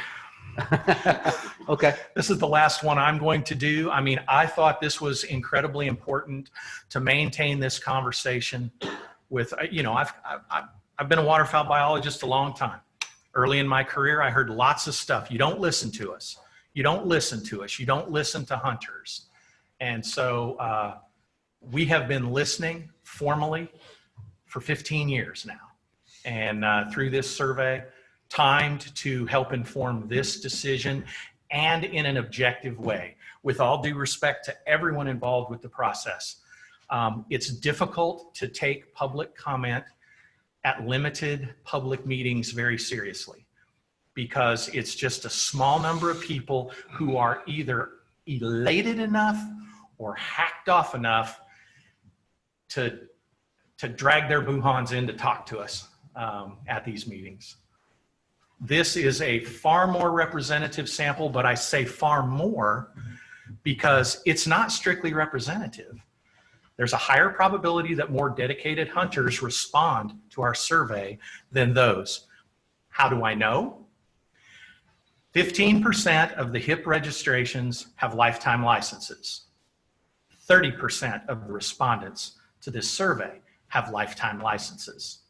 So that tells you right there that more dedicated, knowledgeable hunters are more likely to respond to the survey, no matter what the format. But this particular format has the largest sample size. I yell at people all the time. Who's got information from 8,000 hunters besides me? And of course, nobody does. And then, and so this is the format that we've chosen since 2005 to help inform this discussion. Thank you, Larry. Thanks. Good job. We have a Ron A. who would like to speak. Sorry, I couldn't read your name. ARD. Yes, sir. Yes. I appreciate the ability to make a few comments about what Larry said, and the work of his team has been excellent. And there is one positive thing that I think everybody in this room probably knows, the success story with black-bellied whistling duck. The range and population is expanding in our state and in Texas. And I've talked to Larry and several of the biologists about this. Sorry, Ron. I'm stealing equipment. That's okay. About what they have possibly coming up to go back to the U.S. Fish and Wildlife Service, y'all as a commission and Larry's team, and ask for our season again in teal season. As y'all know, or most people here know, Larry and them tried several times and it fell on deaf ears. It got turned down by 5 committee members in the SRC. And Larry's positive about going back again. And I'm asking you, before you retire, could you go back one more time and try to get that teal season and get that bag limit included for the black-bellied whistling duck? Because we know that we've got the ducks in the Felicianas now. I mean, they're expanding all through the state. That is a positive sign, and we're seeing them everywhere. The other thing would be to possibly look at expanding the use of the boxes. What you started out being wood duck boxes are now black-bellied boxes. They've taken over. That's increased the number. So if you go back to the SRC and they say no, could you go back if a possible second option and try to get it as a youth day? But do youth day hunts count towards the 60 days? Not towards the 60 days, but they count towards exposure dates. Okay, could that be a possibility of a way to get more data? I know y'all got a lot more data that Paul and you and Jason and all the biologists have collected and banded a lot more of these birds the last few years since the last time y'all tried it. Is that a possibility that we can go back to them and see? Because that is a success story. I mean, here's a black-bellied duck on the stamp this year, and those numbers are up, and with all this negative stuff, this could be more positive, and especially if we turn it into an ability for youth. So I would just asking you if there's any comments or any plans to take this to the next level again. I yield to that. You want me to respond? Yes. Larry and I had this conversation a few weeks ago. Oh, great. Yeah. We want to keep talking about it. Yeah, we are, short story. We attempted years ago to get black-bellied whistling ducks added to the teal season bag limit. I bothered the SRC and the Fish and Wildlife Service, SRC, Service Regulations Committee, that makes the decisions on what we can and can't do, as far as they're the ones that make the decisions on zones and splits options. And they actually got frustrated enough that they eliminated any consideration of changes to the teal season until we did a harvest potential analysis for blue-winged teal. That we did. And that's what allowed us to increase the bag limit during the teal season from 4 to 6. But when they made the decision after we did that harvest analysis, they said that they would not consider allowing additional species in the teal season bag limit. They even did not allow any liberalization in the states, Tennessee and Kentucky, that have wood duck teal seasons. Now, they only have 5-day seasons where we have 16-day teal seasons. So it was never an option for us. But they didn't let them expand any opportunity because they want it to be a teal-only season. But in doing that, they also made special mention of Louisiana. With the population status of mottled ducks, the Fish and Wildlife Service will not consider adding a big duck to the teal season bag limit. And they said, but that does not preclude you from considering an experimental whistling duck season. And we've been gathering data for the last 5 or 6 years. Banding, we've had one short radio telemetry study, trying to gather the data necessary to justify an experimental season, or at least justify consideration of it. Not everybody's in favor of it. But we're in the process of doing that, but in our situation, it's a relatively low priority. Whistling ducks are doing fine. They're in mostly suburban habitats. The regions where good harvest opportunity are fairly limited, but getting more and more all the time. And so we're working in that direction. And what I hear Mr. Ard asking is that we bump that up on the priority list a little bit. That's what I heard here today. Thank you, Larry. Mr. Chairman, Mr. Reynolds, would the service give us an option to have it separate and apart from the teal season? Yes. Yeah, that's what we're talking about. Okay, so it'd be October-ish, Exactly. which is, I mean, the experiment started, that's how the teal season started too. Correct. And here we are, so. That's right. That would be interesting to follow, but I, for one, would not want to have a season at the expense of the model duck. I think Right. that poor bird, I think the statistics say you should take one with you every time you go hunting, as opposed to killing one. So we got real problems with model ducks. We got to figure that out. It's a pretty high priority for a lot of folks. Amen. Thank you. Thank you, Larry. Agenda item number 9, receive a presentation on the wild turkey in Louisiana, including 2020 harvest report. Cody Sedetall.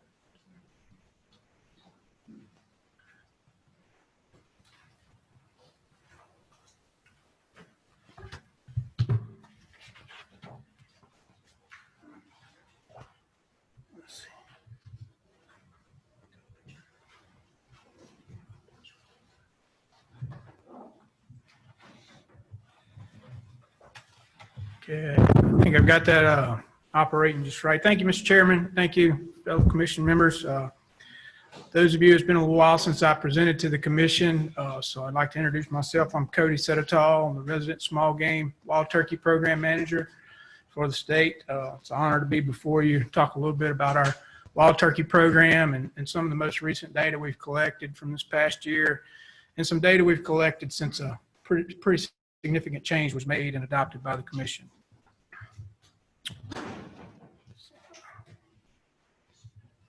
I'll start by talking about that change that was adopted for the 2018 turkey season and some of the reasoning behind it. It's pretty significant in the fact that we've moved the season, the start of the season, from the 4th Saturday in March until the 1st Saturday in April. We consider that pretty substantial because most years, like as it with this one, that's a 7-day adjustment to the season opening date. However, on some years, it's a 14-day season adjustment to the opening date. We did this in response to some long-term declines we noted in harvest and reproduction in our statewide data sets. The objectives of that structure adjustment was to stabilize our statewide turkey harvest and increase and sustain our turkey populations. The idea behind it was to allow increased breeding opportunity for turkeys prior to harvest and the disturbance associated with the hunting season in order to improve reproduction throughout the state. In addition to our statewide data set, which are our harvest indices and our reproductive indices, the Southeast Wild Turkey Working Group published a report just prior to that in 2016 with recommendations on establishing opening dates for spring wild turkey seasons. They presented 3 options in their report: a liberal type framework that had an early opener, which is similar to what we had before our season was changed. Their recommended framework recommended opening the season in conjunction with the peak of egg laying or nest initiation, which is what we chose to go with, or closely there, as close as we could to that.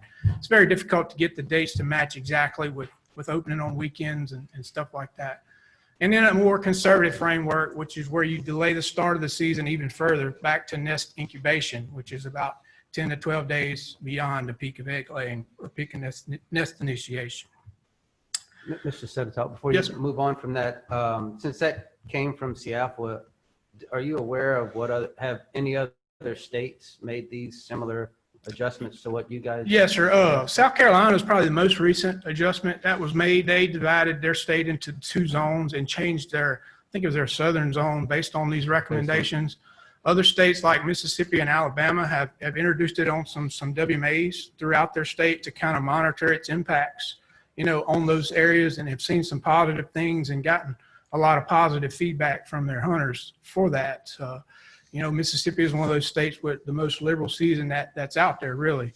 And so to see that coming from that state is very encouraging. And, I'm encouraged by some of the results and things that we're seeing and hearing. I'm going to get to that as we go. Mississippi currently, by law, is mandated to open March 15th, right? Correct.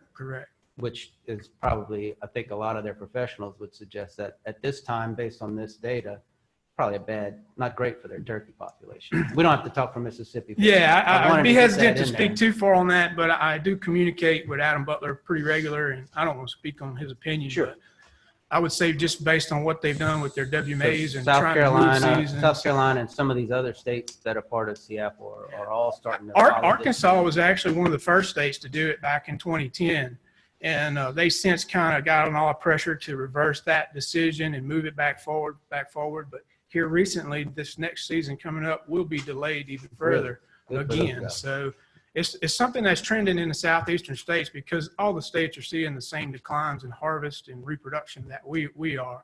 And a lot of the leading researchers are making these types of recommendations. I'm going to take this opportunity because I can't contain myself any longer, but I want to congratulate you guys for bringing this to us when you did and taking, because I know it wasn't popular.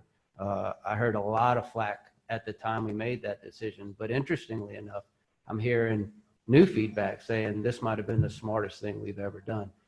So I want to congratulate you in particular and your crew for having the stomach to want to plow through this issue. So congratulations to you guys. Appreciate that. Thank you very much, Commissioner Corville. Continuing on, if I pick back up where I left off, just to kind of to get everybody on the same page, we looked at our wild turkey nest initiation dates, which are very similar with our peak of breeding for wild turkeys in the state. This is data that comes from a summary of all of our research projects, of our GPS VHF tracked females that we have out there on the landscape. So we get pretty high profile, highly accurate data on when they start to nest. And you can see the bulk of our nesting occurs throughout these, the pointer is not working. Oh, here it is. Throughout the month of April here, with the peak occurring at the end of the first week, beginning the second week. The mean date has not changed very much over the years. It typically comes back as April the 9th as a mean nest initiation date based on our Louisiana data. In 2017, when I made this presentation initially, we had a sample size of 123 nests, and now we have a sample size of 260 nests as of 2020. So we've continued to add to that data set with very little change in the peak activities. So this includes this year's Yes, data. sir. Yes, sir. This includes data from our research projects from this year. It's important to point out, we also have our reported harvest data. I'm sorry. Define nest initiation. That's when they lay their first egg? Yes, sir. That's when they go to lay their first egg. And then they typically lay an egg a day. They may rest a day. So the time from nest initiation to incubation varies, but most time it's usually between 10 and 14 days from the time they start to lay the first egg to when they start to incubate the nest.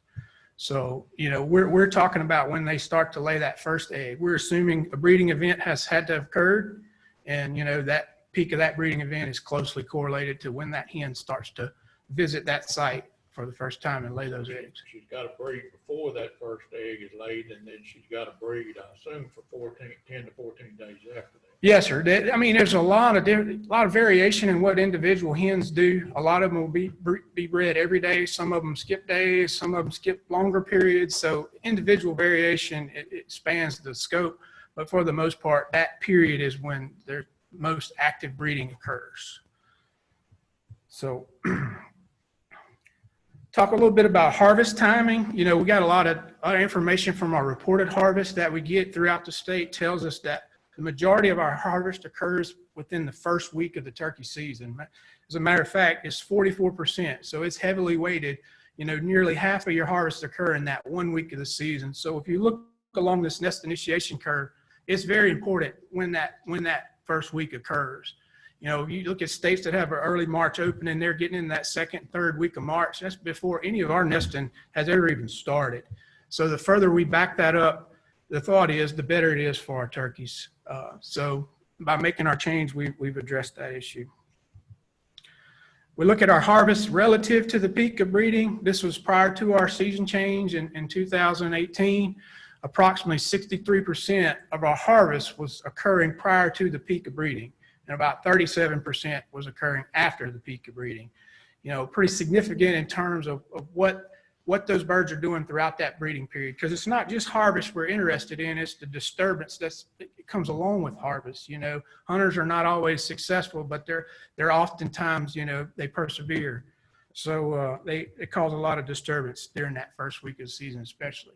Mr. Sedetol, do the hens have the ability to store semen, or it's every day is required to have a No, fertilized egg? they have the ability to store sperm, and it maintains active, although it's kind of in question how long a period that is that she would be able to maintain that sperm viable, but they do have the ability to store. Originally, it was thought that they could store for up to a month at a time. However, some of the latest research on domestic poultry indicates it's not viable for as long as we initially thought. So, you know, Conceptually, one romantic endeavor could carry her throughout her. conceptually, her that was a original thought, but research is starting to show that may not. may require 2 or 3. Yeah, and Encounters. it may not. It may not remain viable for that long of time. And also, if you think about from a genetic, And how would you define that? You'd have to find unfertilized eggs that didn't hatch in the nest? yes, sir. And wild nests is very difficult to document. However, in domestic poultry, which is what they monitor this in most closely, is that's where most of the research has come from. They see that sperm is not staying viable as long as they were originally thought. So they're having to have more introduced breeding events. It's also important to point out from a genetic standpoint, you know, like I said, individual females are very highly variable. Some hens will only mate with one male. Others are going to mate with multiple males during the time that she's laying her clutch. So you have a genetic fitness factor that's involved in that clutch. The parentage of different eggs within that clutch, if you will, come from different males, depending on whose sperm, if you will, is the most fit, you know. So that's kind of a form of keeping genetic variability up amongst wild flocks. So, all right, we get to the series of slides and we talk about, has our change worked? Spoiler alert, I'm gonna go ahead and let you know on the answer here. It's really too soon to tell, and we've got some definite possible complications involved with the 2020 hunting season and increased hunter effort. Yeah, I apologize. I know it's hard to do a presentation with this many interruptions, but your 2 pie charts, Mhm. they're very predictable because of your wild turkey initiation is pretty well set. You said that's pretty well established, hadn't been a variable.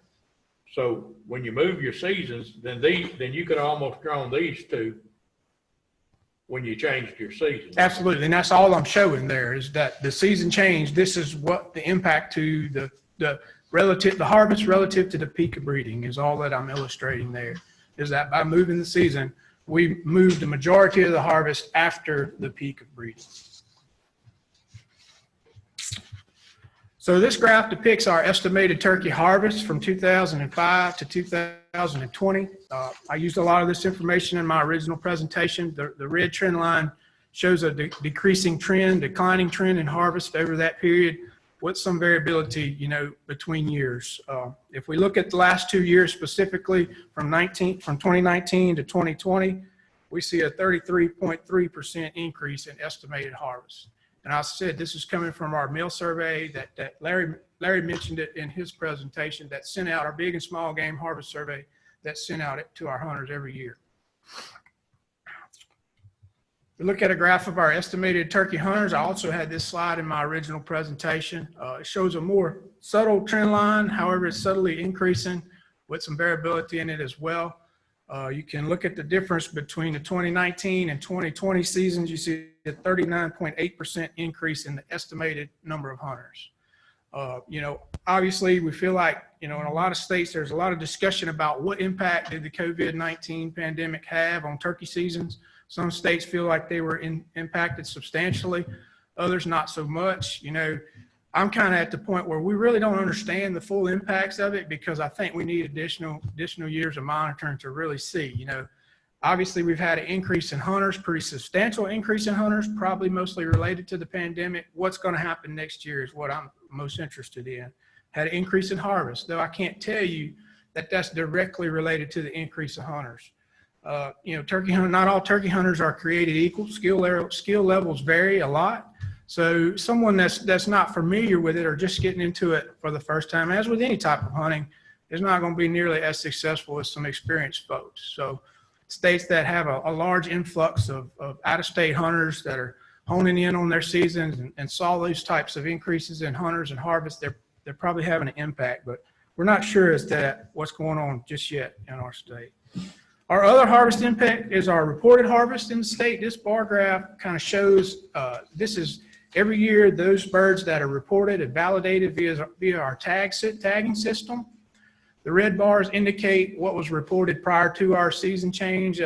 We started this reporting system in 2009, and this data runs through this year. So the blue bars here show the harvest reports after the season change in 2018. So you saw a slight decline initially with an increase of about 14.8% from 2019 to 2020 in reported harvests.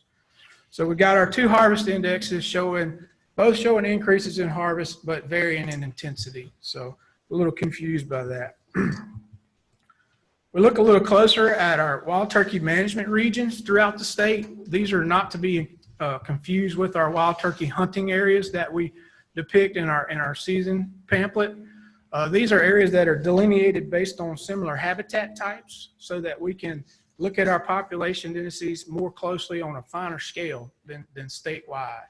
So these are areas that have similar habitat, and we're able to tone out our harvest information, our reproductive data based on these areas.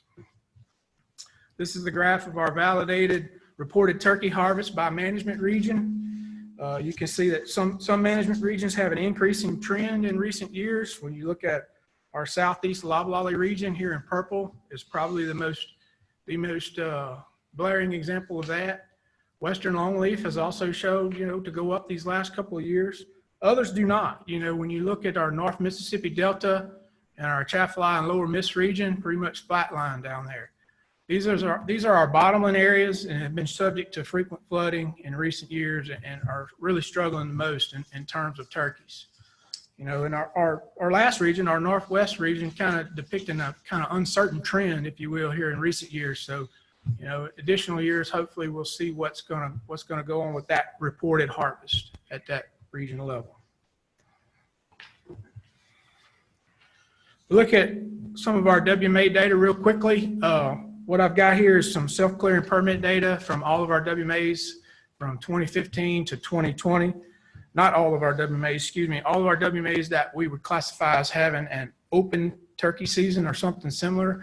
A lot of our WMAs have lottery seasons that are set, hunter efforts pretty much set from one year to the next. What we considered an open season was greater than or equal to more than 1 week of open season where anyone from the public could come hunt those areas. So these areas include Bog Call, Big Lake, Richard K. Yancey, Fort Polk, Peace and Ridge, Clear Creek, Sandy Hollow, and Tunica Hills WMAs.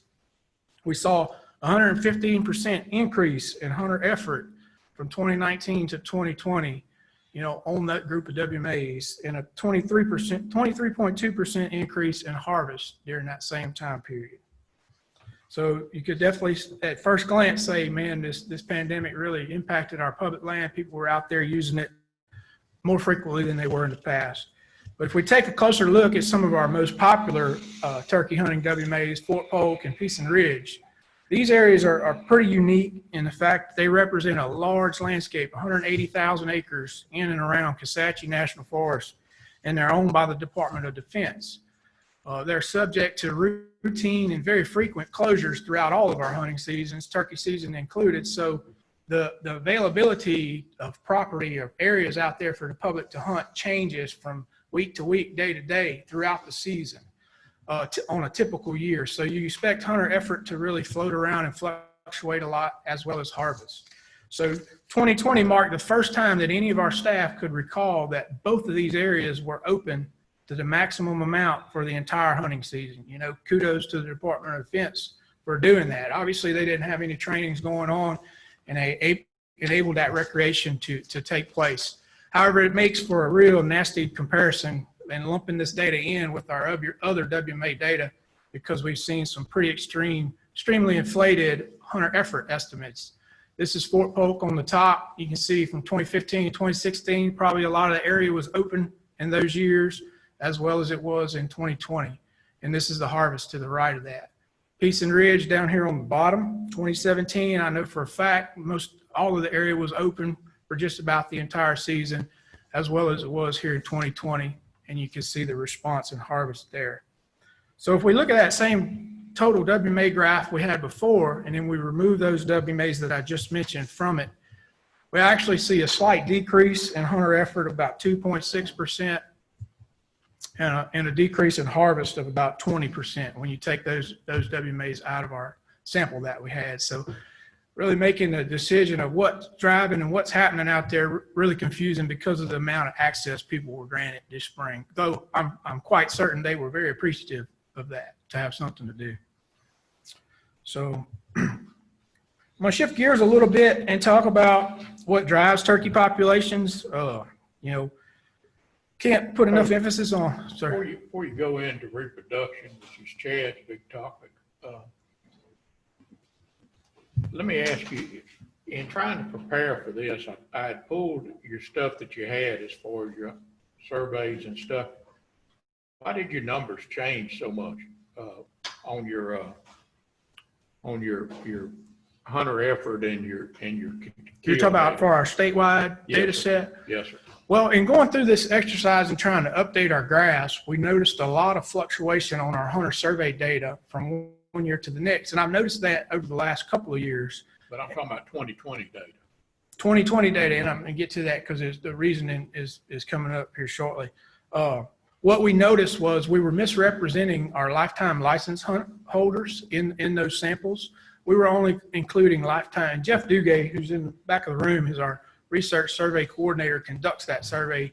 He would be able to get in a lot more detail than I can about it. But basically, we were only taking those lifetime licenses issued for that current year and including it in the sample, which is a mistake, because when a lifetime license is issued, it's good for a lifetime. Those people should be in our survey sample for the entirety of their lives, correct? So when we went back and corrected that data set, that's when you saw some fluctuations and what the numbers actually printed out. And I had to adjust my graphs accordingly to that.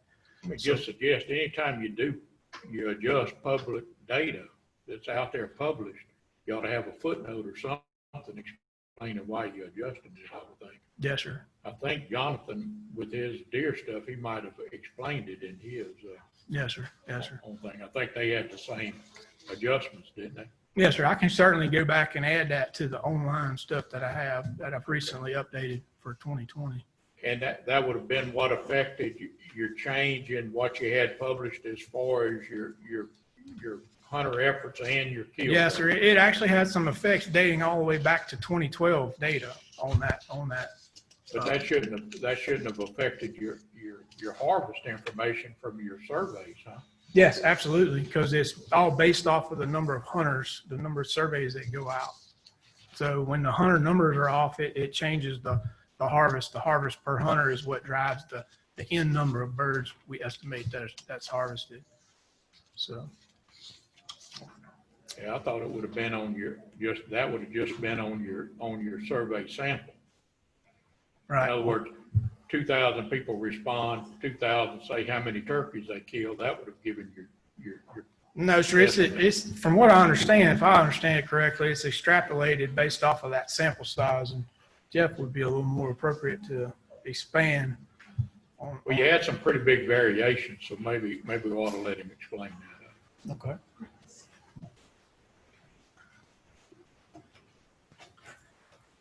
Originally, what had happened was when we do our surveys, we randomly select 6% of the hunters, and it's a stratified random sample.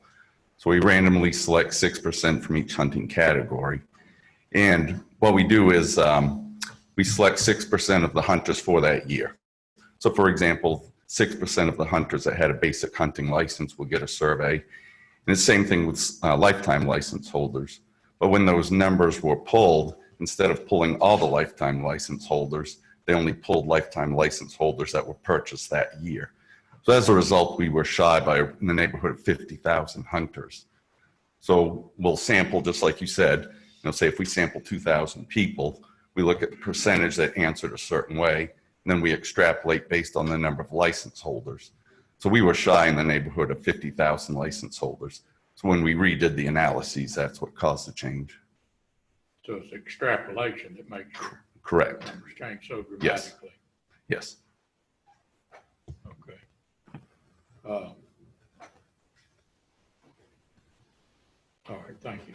You're welcome. Mr. Chairman, Mr. Dewey, before you leave, help me understand how the tags and the reporting requirements gets incorporated into this, because theoretically, if everybody follows the law or the regulations, you should be able to have a firm handle on every bird that's killed for that particular year by region. Lieutenant Colonel, you may want to listen to this because I think these questions are going to be Right. directed towards enforcement. I'm sorry, I stepped up for a second. Can you repeat? No, I just wanted you to pay attention to this part of the presentation. Gotcha. We're not to you yet, but we're going to get to you.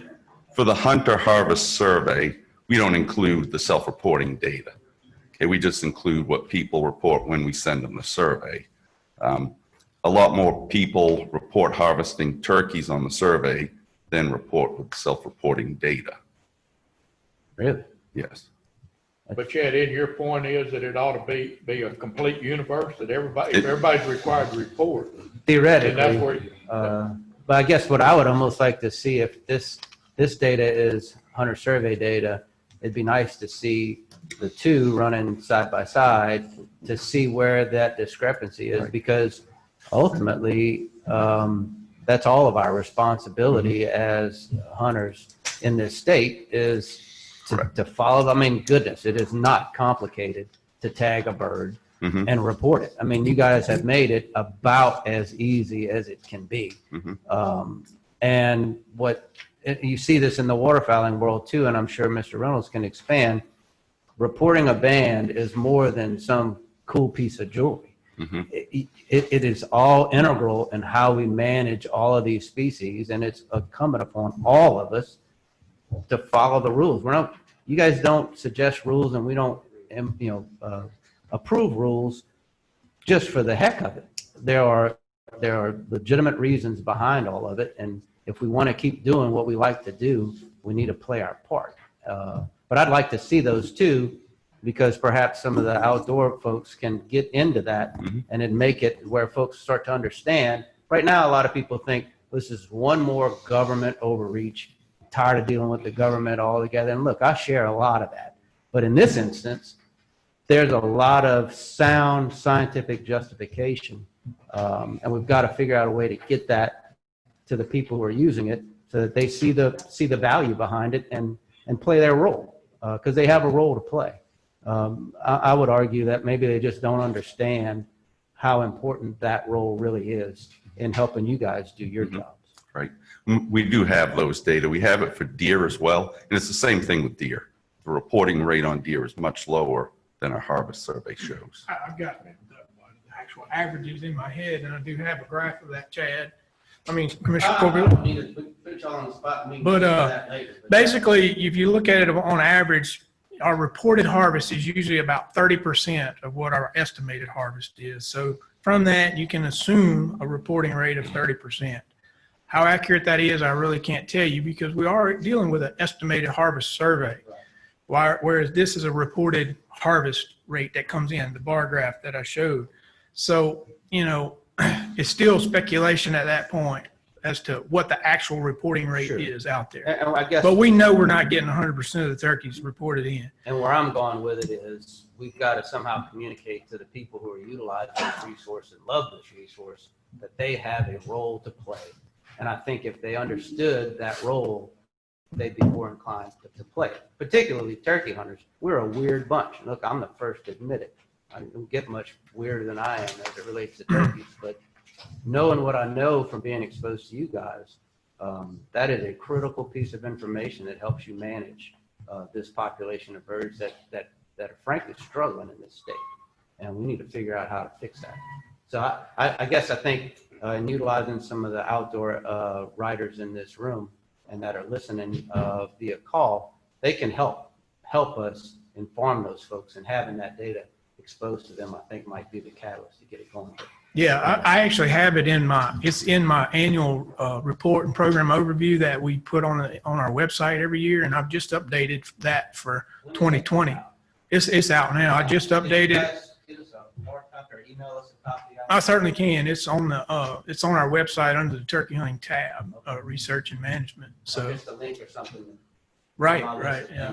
And a lot more detailed information is here than what I have in this presentation. But for the sake of time, I was trying to No, that's great. hone things in a little bit. So, continuing on, let's talk about. Excuse me, I'm going to interrupt you again. Yes, sir. In your data, and I think this is a 30%, you're saying that you had a little over 2,000 validations, but your estimate was 5,600. Up in central Louisiana, that western part where all the turkeys, or there's great population of turkeys, and this is where enforcement comes in. I mean, you just drive around on the roads, and they park the truck on the road and they walk into the woods and set up a turkey hunt. Pretty easy enforcement deal. And I'm wondering what our validation is on deer compared to turkey. I would have rather thought that turkey hunters were no less sophisticated than deer hunters on understanding the requirements and all. And if we're only getting 30%, that means 70% of the people are violating the law, correct? I would mean that 70% of the turkeys are going unreported, not necessarily Well, what does it mean 70% of if you the estimate hunters. there were 56 turkeys killed? That's a correct statement? But And only 2,000 of them were validated. Why didn't they break the law on 4,000 turkeys? No, I don't agree. I mean, I agree with you. They're breaking the law, but I don't know that 70% of our hunters are breaking the law. I don't necessarily know that number. Oh, you mean it because I'm just Yeah. looking at turkeys? Yeah, right. I mean, you're going to have many turkeys are coming from one hunter, perhaps. You know, you got a guy that's out there And I not assume abiding you're by a getting the bag number of limit. turkeys killed from your survey, right? What's that? You're getting the number of turkeys killed from the extrapolation of your Right, survey. harvest survey. That was another. So I'm an outlaw. I'm not validating, and I'm going to tell you in your survey how many turkeys I killed. Doubtful, yes, sir. Doubtful, yes, sir. You're not probably going to tell me the truth. Okay, yeah. We You asked- need to weigh in because We asked the question several years back for deer hunters, did you validate your deer? And it might have been 2 or 3% that said, I shot a deer, but I didn't validate it because I didn't want to. what percentage? It was like 2 or 3%. Mid They 2 or admitted they- 3%, and we got 70% on turkeys? Yep. No, that's just, that said they didn't validate. They admitted they shot a deer and admitted they didn't Well, validate. maybe y'all need to ask that question on your survey because this is horrible statistics. Right. And you see why enforcement, I don't remember why, as I'm going through my enforcement report, that we found this. I mean, you know, pictures of turkey over the shoulder, you know, I know how some people, I've never done it, but I know how people hide ducks in the woods and go back and get that second limit out. No, I've heard those stories. Never practiced it, I heard about it. But a turkey hunter, that's the easiest thing in the world. You know, his truck's parked on the side of the road. He's probably been scouting for several times before he went in the woods. He's got his flagging on the side of the road, is my experience. And the enforcement agent just hides out, and here he comes out of the woods, you know. And if he doesn't have that, he's probably going to have the turkey, in my experience. And it's just whether or not he has that validation tag on the turkey. So I can't understand this at all, how you have 2 or 3 saying that they don't validate their thing. The colonel could tell us how many how many cases they make. I see them all the time where you make good cases on failure to tag, recurring in here. But I see almost none on failure to validate on a turkey, failure to tag. Same thing, tagging and validation is not the same. You got to call in and do the validation. But I can't imagine you'd put the tag on it and not have the tag and waste your tag and not call in to validate. Something ain't right in your figures. I don't know. the figures are just a representation of what's actually reported to us compared to what our harvest survey says is harvested. And I don't, I'm gonna ask a question this way. Does it bother you that there's a law that says that you've got to tag and validate? does it bother me? Absolutely. It bothers me that it's not tagged and validated, that there's that much discrepancy out there. However, at the end of the day, we can still use the data we get in important ways because they're indexes to other things, other parts of the states. You can look at it by parish, by week of the season. It's still a good data set. It doesn't mean the whole data set is garbage, you know, in my opinion. I feel like it's still very useful data, even though it is what we think it could be as a 30% rate. So I wouldn't want to see anything done to. But you're based upon your hunter success, there was 5,600 turkeys killed last year, That's what our estimate. but was. only 2,000 of them. So in 3,500 cases, they killed a turkey. Somebody killed a turkey and didn't validate it, didn't tag it.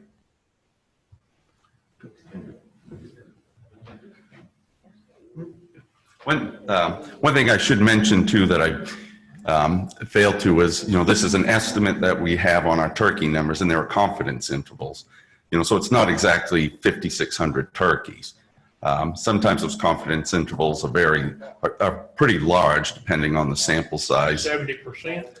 If I have the report, I can tell you the exact percent if you want to go grab it right now. It is 30% figure, you know.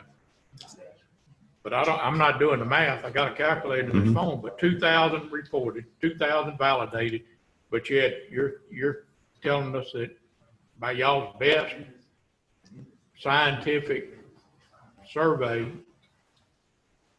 data, 5,600 turkeys.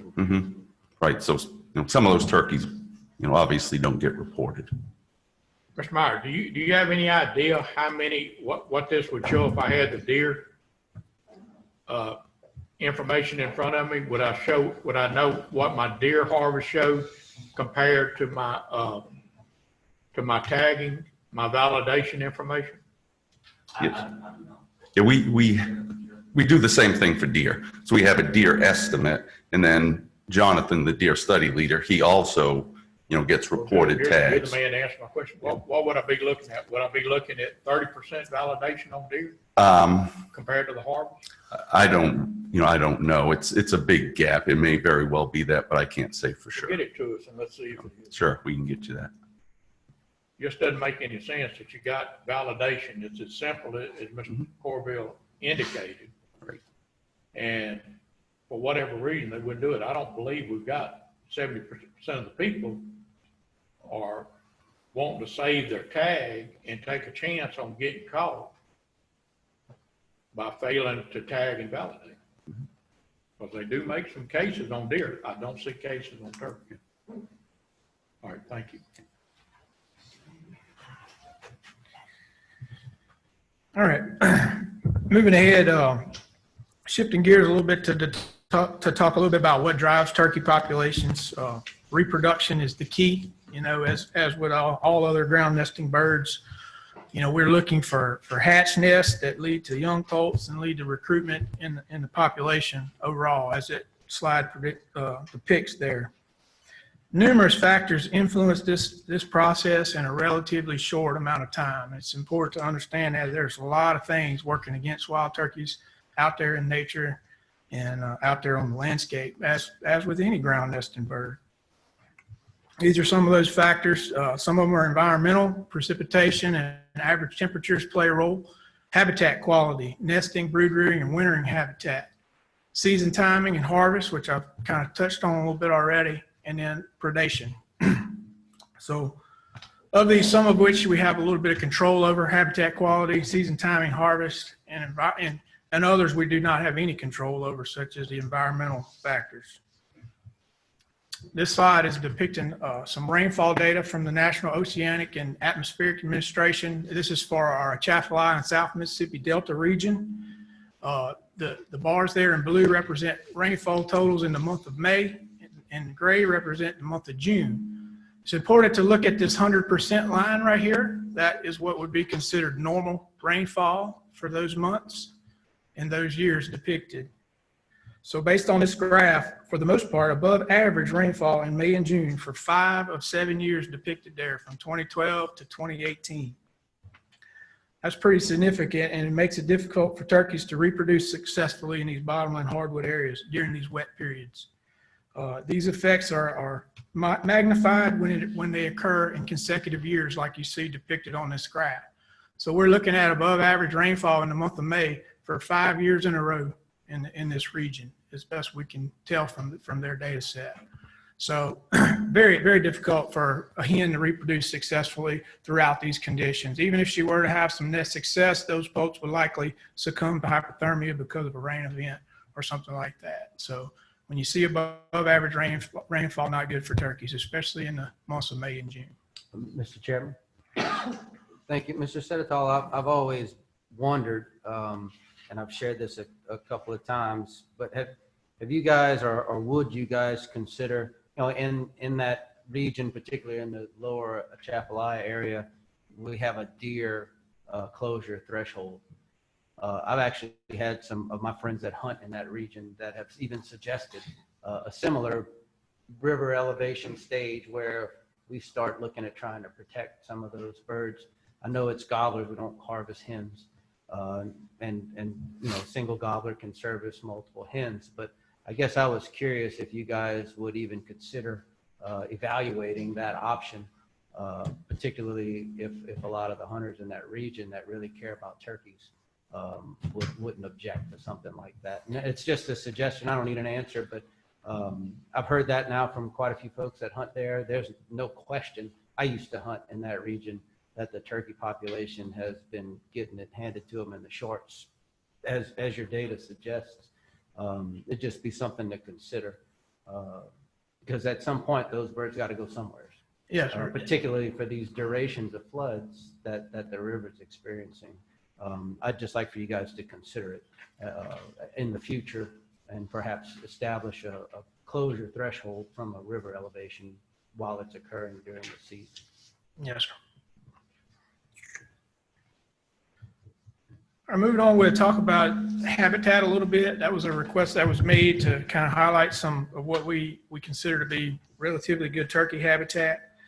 Turkeys they need access to relatively open. Are y'all getting feedback through this? I am. Relatively open habitat with what we call a managed understory, which is that vegetation that's 10 foot or lower on the ground that turkey and deer typically use quite readily. This picture depicts very different habitats. That on the right is an unmanaged understory that's just been allowed to come up under a pine stand. A lot of dense hardwood brush that makes it very hard to penetrate. It's hard for you and I to walk through that, much less a wild turkey to utilize it. Even if they were in it, there's not a lot growing right there on the ground. There's not a lot of substrate for insects. It usually just bare leaves under that hardwood brush, and very difficult, makes mobility nearly impossible. On the left, we have more of a managed understory where the same pine stand has been prescribed burned, over the years, and that brush has been kept in check, and more grassy and forward-dominated understory, which is better for foraging habitat for turkey broods and nesting cover as well on some of the edges. Another common site, especially throughout Louisiana on private and industrial lands, are loblolly pine plantations. This is an example of one that's being managed for fairly good turkey habitat through frequent thinning and prescribed burning. Those two practices done in conjunction with one another can create some very good habitat across the landscape. However, most time you see typically just a thinning carried out with a lack of prescribed fire, and that tends to lead to overgrown brush. But here you have a good example of how it can be done in a more industrial type setting and create some really good habitat. Optimal habitat in hardwood stands provides a mosaic of open areas for travel, intermixed with some dense areas for brood rearing and nesting cover. It's kind of hard to depict that in a picture. This is a variable retention harvest that we conducted on Richard K. Yancey WMA. Our forestry section actually put it in place, but I'll just kind of describe it to you as best I can. In the background here, you see a lot of sunlight hitting the ground in this opening. This is more of a group selection harvest where it's going to grow up into a dense thicket of brush and vegetation and confined area.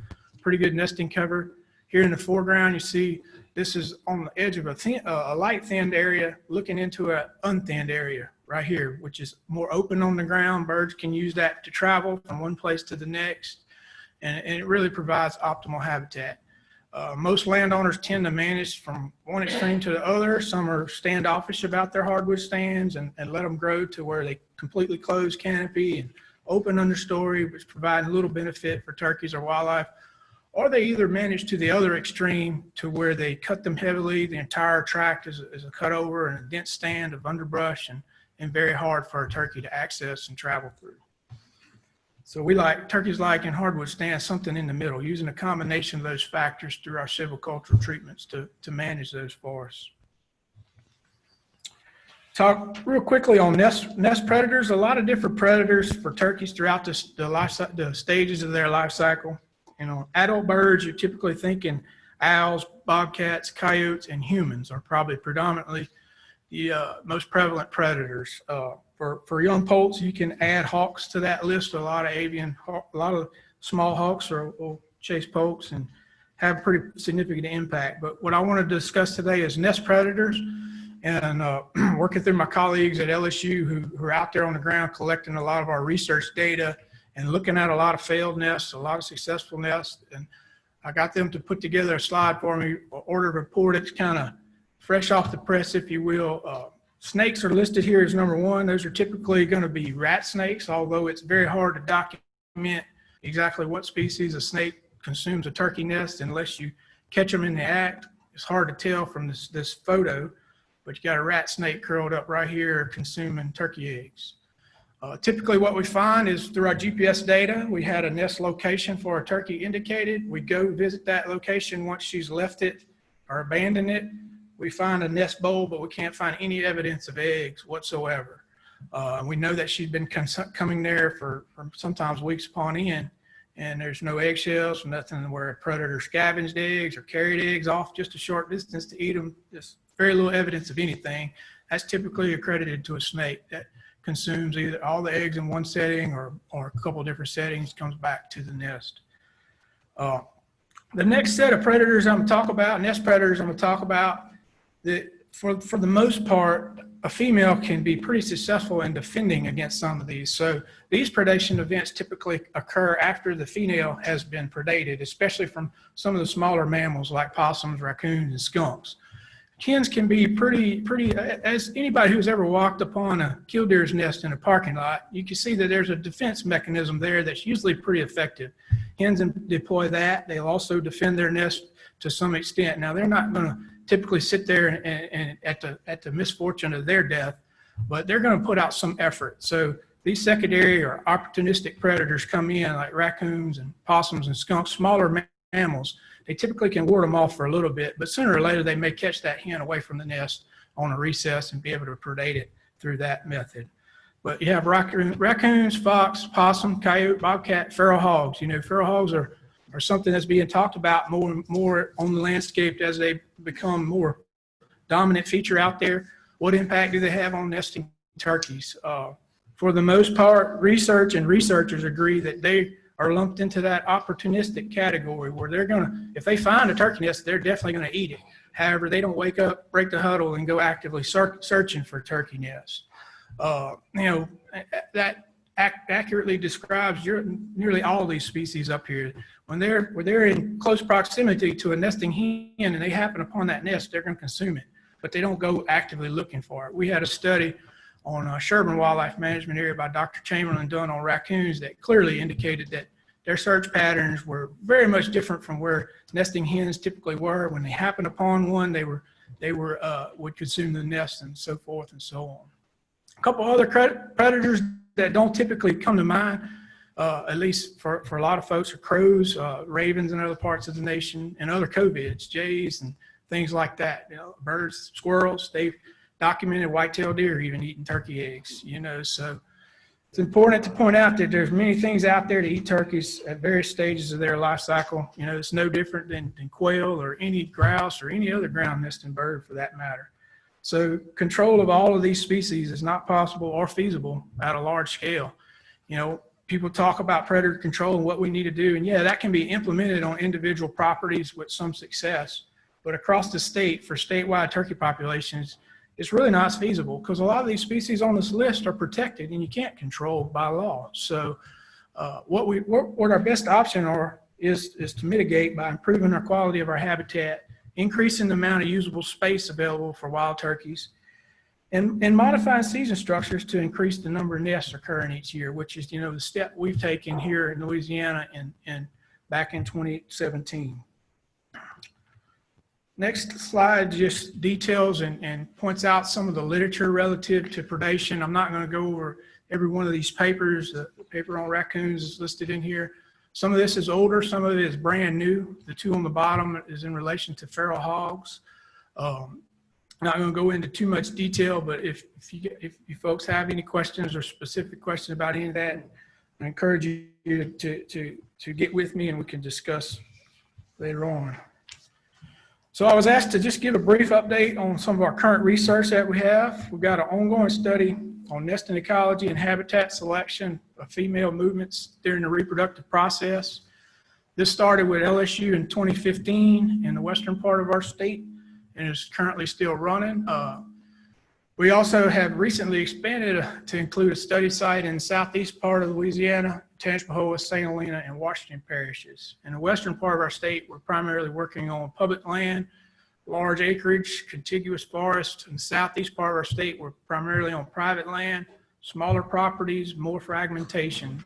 So we're expecting to see very different results coming from nest success, incubation range, and that sort of thing. Hoping to compare those.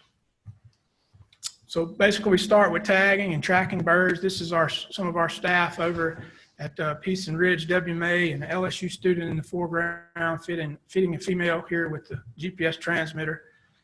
You can see it right here. It's a backpack unit, goes right on her back.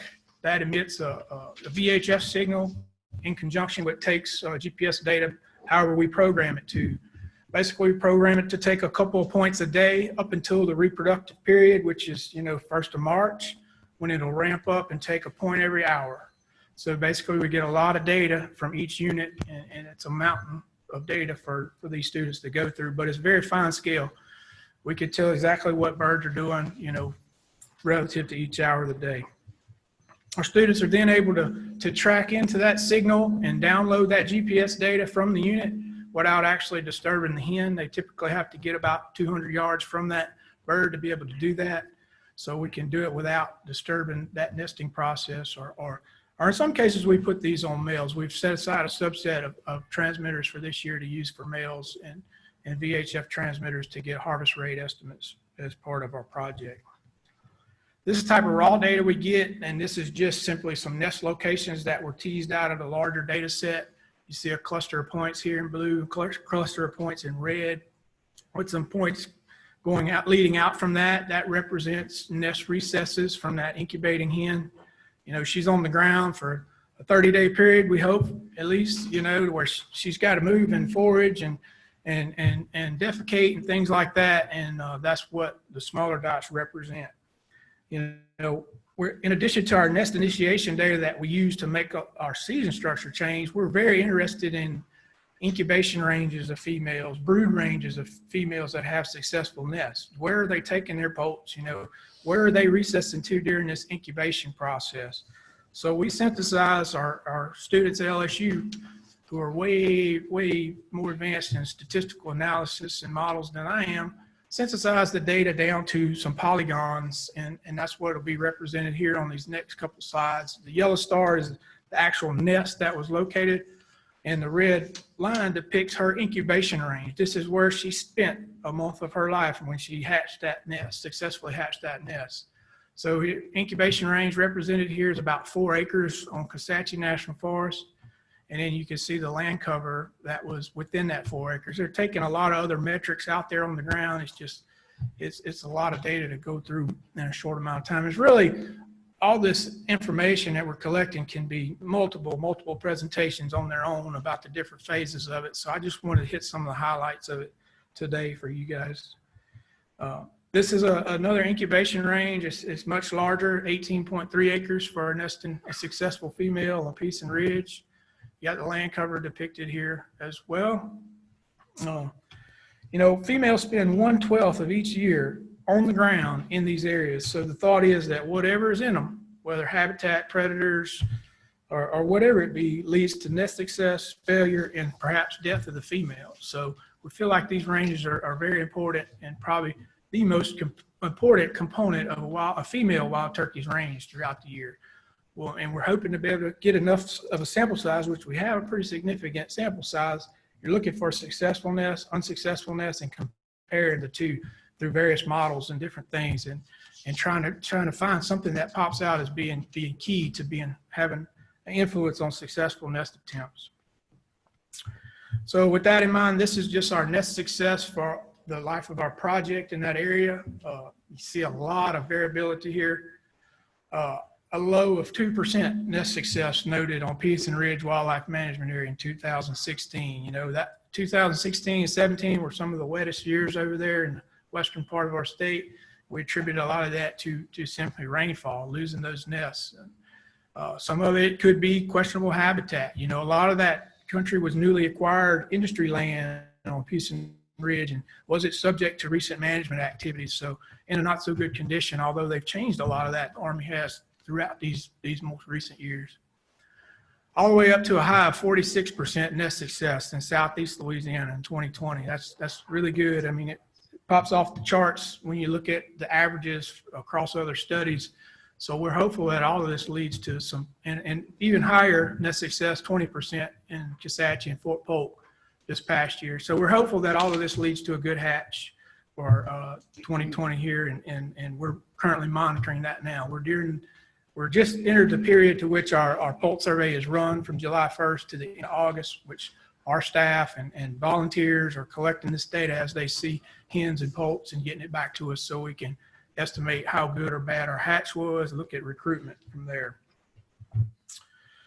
So in summary, wild turkey reproduction is highly variable and key to increasing wild turkey populations.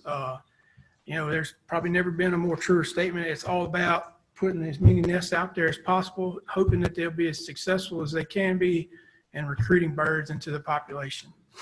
In 2020, our estimated hunters and estimated harvest are increased from 2019. We're unsure if the COVID pandemic is the primary driver of this or not. Feel like additional monitoring is going to be required. These next couple of years of estimated harvest data and our report, when we compared it to our reported harvest data, it's going to really tell the tale as to whether or not our season change is beginning to work, or whether or not the uptick in harvest that we saw was just solely related to more hunters being able to get out and enjoy turkey hunting this spring because of the COVID-19 pandemic. Recommendations are to maintain the current season structure. I still feel like this gives us the best opportunity to increase our turkey populations without decreasing hunting opportunity across the board. And hopefully this leads to a few successful and satisfied sportsmen and women each year each spring in our state, like this young man represented here on the last slide. You might know her. I might. So with that, I'll take any questions. Commissioner Pearson. Let me ask you to explain to me the dissatisfaction that I've heard is moving it out of the peak gobbling season. Is that the way to phrase it? Yeah, sure. I mean, that's debatable on exactly when that is, but I think that's what most people, the perception is that we have moved the season out of peak gobbling. And for us to be successful, we've got to have people that think they're getting a quality experience out of their hunt. And the area I always turkey hunted, Danny Timmer, when he had your position, he would always call me. He always wanted to spend his first weekend of turkey season. That's next to the National Forest on Highway 8 where the Rapides Vernon Parish line is. Got Comrade Swamp on one side, Devil Swamp on the other side, Big Pine managed Plantation Ridge in between. And I've had it for since the early 80s. Always been lots of turkeys there. Every year, plenty of turkeys. Walk down in the bottom before daylight starts getting, hit that owl or crow call, and you're gonna have 7 or 8 gobblers answer you. I just, believe from my experiences turkey hunting that it's all about habitat, or that's the most important factor is habitat.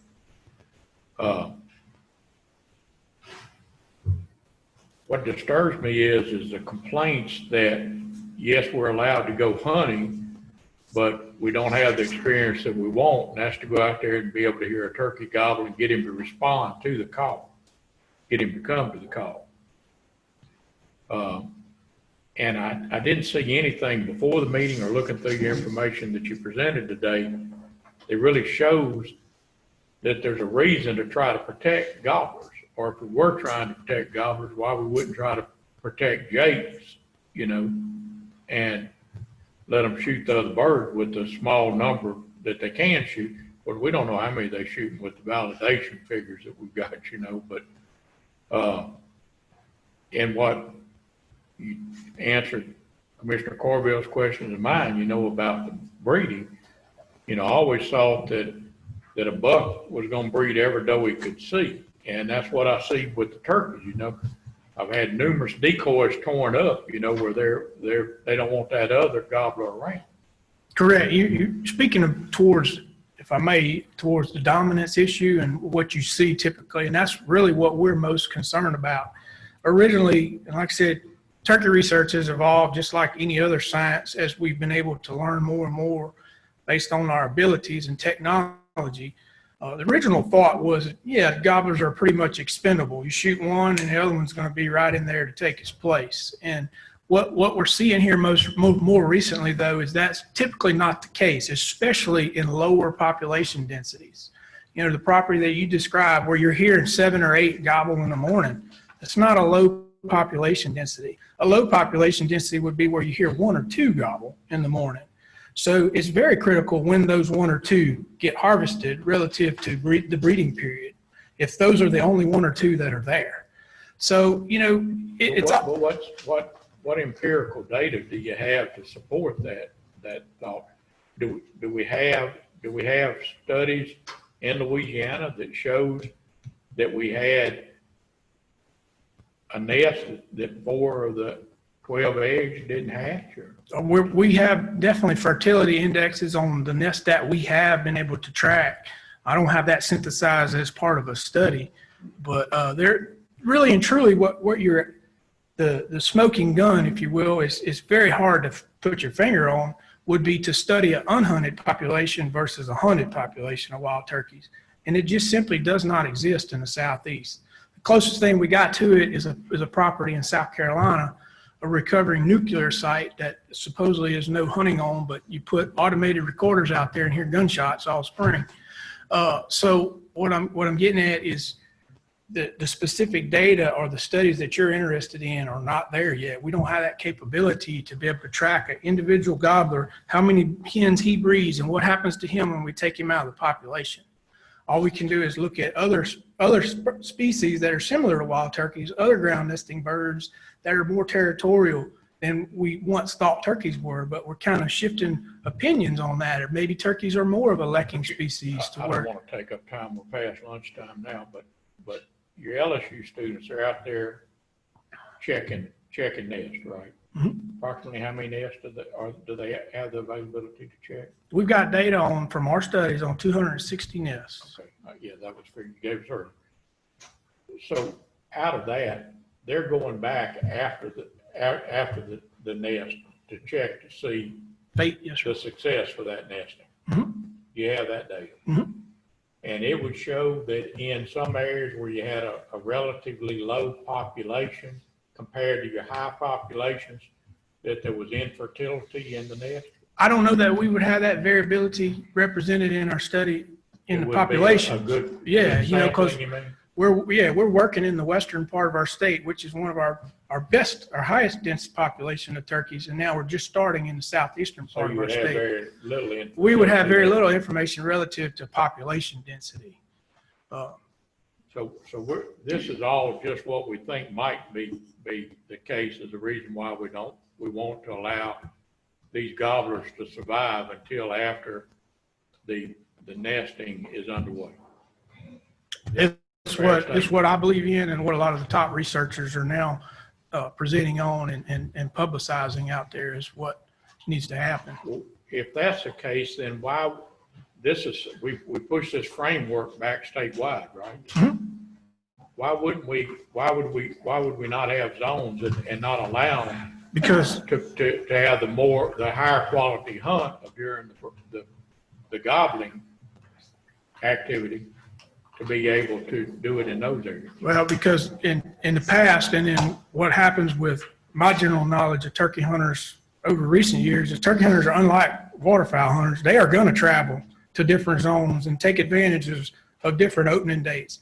So if you do have a high population area that may not benefit, may be okay to open that area biologically a little bit earlier, but by doing that, you put more pressure on that area over time, because people from the other areas of the state are going to key in on that open area, especially when it's made up predominantly of public land and opportunities. Of what land? Public lands like Cosahatchee areas over there in western Louisiana. Does that make sense that you get varying degrees of pressure if you have two separate opening dates? And that's, again, is an assumption. We don't know that, and they can still only kill so many turkeys, so it might take pressure off of your other areas if you're trying to preserve turkeys. The other thing you had in your deal was people killing hens. I've never heard that, I've never heard there was a problem with turkey hunters shooting the hens. Well, you're probably not going to hear about that. They ain't leaving them in the woods. They put them on their shoulder and bring them out to the truck.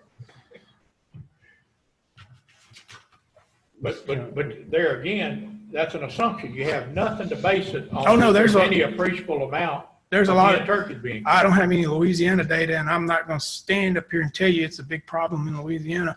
But other states like Tennessee and places that typically have a fall season where people are used to shooting hens and get confused and shoot them in the spring, it's well documented in other states in the Southeast. Mississippi. I don't know about Mississippi. I haven't seen it. Well, they have a fall season. and Only you on shoot hens. select properties where you have to apply. It's not a well-known, publicized. I mean, I know you're doing a good job with what you have, and I'm not criticizing you and Jeff with your analysis. I'm criticizing that we're making decisions, or I'm trying to point out that it seems like we're making some pretty profound decisions that affect our hunters that are not based upon science, because you lack the science, just with the resources that you have. Mr. Corbell? That leads me into a good spot, Commissioner McPherson. Mr. Sedetail, I was here whenever we made that move, and I fully supported you guys then, and I still do. And I thought you did an excellent job then. I wanted to commend you because one of the folks that was adamantly opposed to that move, you actually spent some time with and went out to their property. And that guy never fails to call me before every turkey season since you went visit with him and thank me for connecting him up with you and what you did, making habitat recommendations and going through the data. And at this point, he is 100% behind this move. So I wanted to commend you specifically on that. That guy, every time I see him, he talks about how much he enjoyed and appreciated the time you spent with him. I would like to see us evolve into perhaps a turkey working group, or I don't call it whatever you want. But we've got to somehow figure out a way where folks that are interested can take the data that you guys are putting together, get them all together, maybe once a year, to expose them. And it's for turkey nerds. And look, I'm going to be there. But where you take a whole day, show them the data, show them the research, maybe get some opportunity to show them different ways they can improve habitat. But I think that is sorely lacking in this state. People are passionate about turkeys, and we've got to figure out a way to get them good information. Because as I say many times, and I keep using you as the spokesperson, but when that presentation you put together several years ago, when I share it with the folks that are adamant about that season change, when they look at the data and look at what you guys are doing and the intent behind it, they all back off a little bit and are willing to give it a chance. So again, I wanted to commend you guys that spearheaded this. I think we're going in the right direction. We had to do something because we were going in the wrong direction. That was plainly obvious. But I'd like to see us moving towards establishing maybe an annual meeting of all the turkey nerds and the big brains about turkeys. That way we can get this information out to the public, because that's who the turkey hunters and the landowners are, the ones who can address this habitat issue and crisis, frankly, that we're in. But I wanted to thank you and offer that suggestion and offer my assistance in helping put together a group like that, because I think we need it in this state. But great job, and I know that kid's father, and he's one hell of a guy. New commissioner would like to have a shot. Mr. Chairman, Hogan, I'd like to ask, on the turkey research that y'all done, do y'all know how many turkey eggs actually hatch in the wild? What's the percentage on the eggs right there? I apologize, I don't have that number on top of my head. It's something I could come back to you with, on average per nest, how many eggs actually hatched. I don't know that figure right here. I don't have it at my fingertips. But y'all do have that. Yes, sir. The reason I'm asking, I'm in the quail business also right there. And I know what my hatch rate is on my quail that I do. Now, it's all incubation quail, right there. But to get more population out there, we need to know what exactly is that ratio, if it's 60%, 40% or whatever, to make sure that them females are getting, fertilized, on their eggs, in order to make that population grow. Where we from, we don't have any turkeys that I know of right there, but, I do, hunt turkey occasionally, but to increase the population, you have to go ahead and know a little bit about it. And then, little do I know in Louisiana, but what is the gestation on eggs in Louisiana? Incubation period, usually Yes. 26 to 28 days. Same She thing, right? spends that amount of time on the ground, and then if she's successful, she has to stay on the ground approximately another 3 weeks until Right. those poults are capable of flying, so you have a whole nother list of problems when you talk about poult survival, so it's a challenge for birds out there. Okay. Listen, All right, thank you. I like social distancing. The chairman can't kick me. You're familiar with Avid in Alabama, what they do? What's that? The Avid Hunter Survey? Yeah. Mhm. Have y'all ever considered? We have. We've considered it. It's something that we've talked about a little bit. We just never have been able to prioritize it and get it into place. It's something that I feel like, to help, kind of speaks to Commissioner Corville's point, is to kind of help people understand a little bit more about the data, the Goblin chronology, and collect it from our avid hunters. It's something that, That's why I brought this up, is based on this deal. This is something that's already working in Alabama that would probably be fairly easily implemented here, or maybe not. Easy to suggest it, maybe not so easy to implement. But I remember we used to have the Wild Turkey Federation, had come validate or come weigh your turkey, validate it, and you were automatically entered in a shotgun drawer. And that went away. We don't have that anymore. So we need something to try to get more information. To me, it's still, you're still kind of working with your blindfolds, by not having, and it looks like this would be an excellent opportunity to get those avid hunters that I think are really probably a higher ethical group. All my deer hunters will jump on me now, but But I think this would be a good vehicle to look at and see if we couldn't use it to gather more participation and information together. I'll just chime in real quick. Obviously, we want to do a little bit better than Alabama if we can. It's almost as bad as Texas. But, so we'll call it something else, but the Louisiana version is something similar to that. But yeah, I'm with Commissioner McPherson. If we could try and get some way to get that information out. But we got to do a little bit better than Alabama. Thank you, Cody. All right. Good job.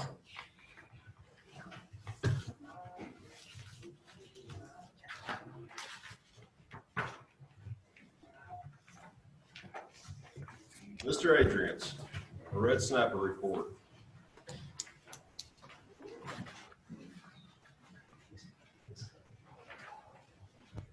Thank you, Mr. Chairman, Commissioners. I'll keep it brief since I know we've moved into the afternoon and I don't want to give my wife the satisfaction of seeing me hangry. All right. Oh. What?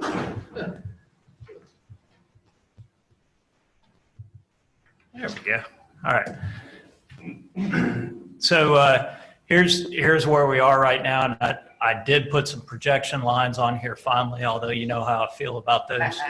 We're at 424,717 pounds. And if you follow those lines out, it puts us anywhere around the week of August 3rd to the week of August 17th. But as you know, that fishing is going to change from week to week. If we look at that landings table, where that is in relation to our limit is 54%. If you average the last 2 years, we're about 10% ahead of where we were those last 2 years at this point in the season. But we've had really good weather and folks are catching slightly bigger fish. So that's helped drive this up. And I'll leave it at that. Take any questions.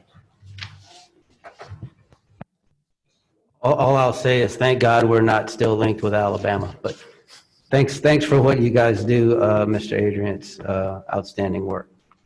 Thank you. It's a lot of field samplers getting that data and a lot of folks crunching numbers. I just get the pleasure of showing them to you.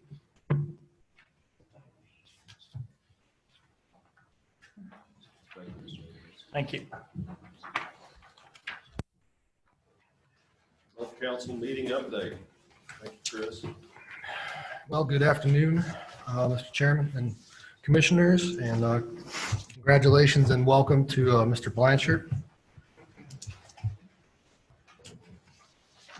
See if I can find where to hit it. So the June council meeting ended up being the second Gulf Council meeting of the year because the April meeting was canceled. Otherwise, this would have been the third meeting. Okay, so I'm gonna try to step on the gas here. I've been given the green light to get us through this and get us out of here as fast as possible. But if I go over something too fast, just slow me down, okay? You've seen this graphic for quite a few months now from Gulf Council presentations, but it's not always the same. So pay particular attention here. The schedule keeps changing. Originally, the effective date on the C-Fire implementation for the electronic logbooks was going to be September 1st. The Gulf Council passed a motion requesting a delay of the effective date to January 1st, which is the last box on that graphic. And this was to coordinate the standardization of this program with the South Atlantic's program. So the two would be implemented at the same time, which does make a lot of sense. So we have some new information here for anyone taking notes on this. They have an updated email address, which is the electronic reporting at NOAA.gov there. And they also have a new technologies website. It lists all the approved systems for this. Also an updated OLE website, which is a law enforcement one, listing all the approved VMS systems. So those two have to work together, but they're in separate locations. That's what these links are. If anybody needs these, I can put this slide back up when we're done. The reimbursement program. So after the final rule publishes, the approved VMS units will be available for reimbursement through the Gulf for hire vessels. Duly permitted vessels also will need to have two different systems or one that works for both of the programs. These are reimbursable as well. Instructions for vessels to apply for reimbursement can be found on that website listed at the bottom right there. And again, I can put this back up at the end if people need it. The main point of this slide put up to show the difference between last fishing year, which was the 18-19 season of fishing, and also this fishing year so far. And it shows the difference of the 2018 fall season. 928,725 pounds of amberjack were landed, whereas during this previous fall season, 444,954 pounds were landed. And this does not include the landings from this May season, but there's 34% less on the ACL this year than last year, which I think the point is it shows the new management system we put in place in 2019 is effectively working, because we have a fall season and we have a spring season, most likely for the next 2 years in a row, where we did not have that beforehand. Mr. Chairman, Mr. Shibley, before we move on, do you think this is going to get Florida off our necks? Oh, no, they're going to want all the fish. Yeah. They always do. But it implies that it's working the way Yeah. we're doing it now. Yeah, I mean, it's a new system, and it shows a fair and equitable availability of fish for the entire Gulf, all 5 states in the Gulf, where beforehand it wasn't working that way. So, and we're not exceeding the ACL, so it's a win-win. As But far as we're I'm concerned. anticipating still further moves to change that amberjack season. It could be there's that whole split zone thing. Right. Will come up again in Gulf Council at some point, just not right now. Okay. So this is the bad news on here, but I can briefly go through it. The Science and Technology provided mean estimates comparing La Creel to the MRIP Coastal Household Telephone Survey effort by wave and mode using data from 2015 to 2017.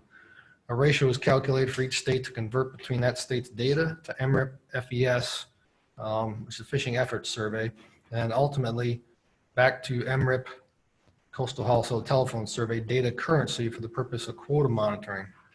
The preliminary calibration by NOAA indicated the need to reduce allocations by varying degrees among Alabama, Mississippi, and Louisiana. These preliminary calibrations are not good for Louisiana. However, we feel confident that our work with NOAA that we've been doing most recently will help to hold our allocation to at or near our current level. The next steps are to review the calibrations, including any additional refinement of the ratio, through a workshop that's now been moved to August 5th. It was originally next week, and it's a webinar. And this will be done before the August council meeting that's coming up, and also will be reviewed by the SSC between the workshop and the council meeting in August. Before we move on, let me make sure I understand what this is really saying. Is it suggesting that they need to take some of the allocation from Alabama, Mississippi, and Louisiana in state management and apply it to Texas and Florida? Texas isn't included because they don't have MRIP. There's no MRIP surveys there, so there's nothing to calibrate to. It's only Florida that isn't losing. Wow. Okay. And when do we expect this? I mean, so the Great Red Snapper count's about to come out, which is likely to show that the fish are over here. These guys are wanting to catch more over there. Right. So when I get to the next couple of Okay, slides. sorry. No, I'll explain here because you're going to see examples of how this worked with other species coming up here, like red grouper and other snapper. And it shows that the process through a stock assessment and then going through this route of allocation afterwards drives the difference. So I think that's what needs to happen here. So here's the first example. Gulf Council reviewed CDAR 67, the Gulf Vermilion Snapper stock assessment, and determined that they're not overfished and they're not experiencing overfishing, which is good. The assessment used updated recreational catch and effort estimates from the MRIP FES. It suggests that the stock is currently above the spawning stock biomass level at maximum sustainable yield. It can be harvested above the maximum fishing mortality rate in the short term. Council will initiate a framework action to increase the overfishing limit, acceptable biological catch, and annual catch limits based on the stock assessment results. So the stock assessment was calibrated to FES, and it shows a higher effort in the recreational part, which means there's more fish available.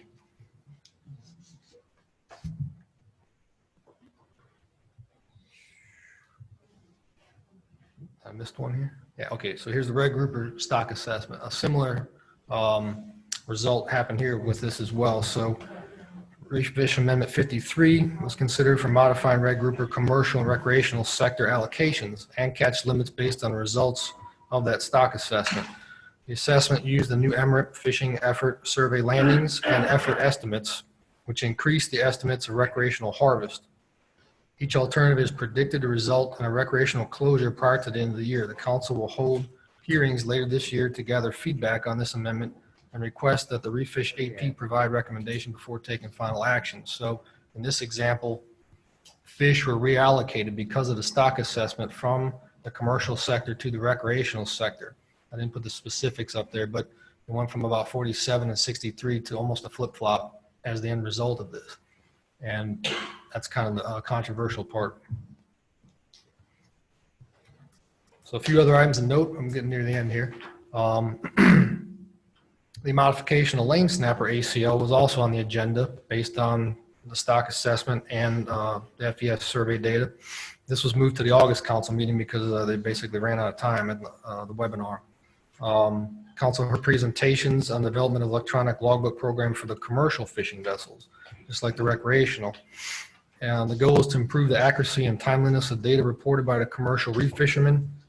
The council would need to develop an amendment to make electronic logbooks mandatory in the commercial fishing sector. Council said it would be difficult for a new chairman and vice chairman to take their positions during these irregular circumstances because of the COVID situation. And they decided to allow a temporary exception to the council chairman and the vice chairman's 2-year term limit for the upcoming year. They're allowing them to serve a third term because we're missing meetings and they're being held through webinar. And it probably would be difficult to bring in a new chairman, a new vice chairman, and throw them in the middle of this when there's not public meetings taking place right now. Couple of reminders. So right now, the SSC workshop was going on yesterday and today. I believe it ended before we got going here this morning. Also, there is a link button on the Gulf Council website for people to submit their MRIP fishing effort survey calibration comments. I encourage people to go there and submit comments about this if they have some issues to state. Also, the next council meeting is currently scheduled for August 24th through the 27th in Austin. But with what's going on with the COVID virus in Texas, that's still up in the air. It may be another webinar-based meeting. We're not sure yet. And that's the end. That might be a record. Any questions? Questions? Thank you, Chris.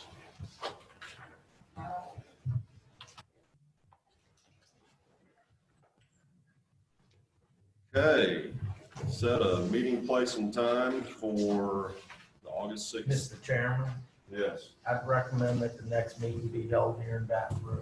it's a good idea. Second. Everybody in favor? At 9:30. 9:30. Okay.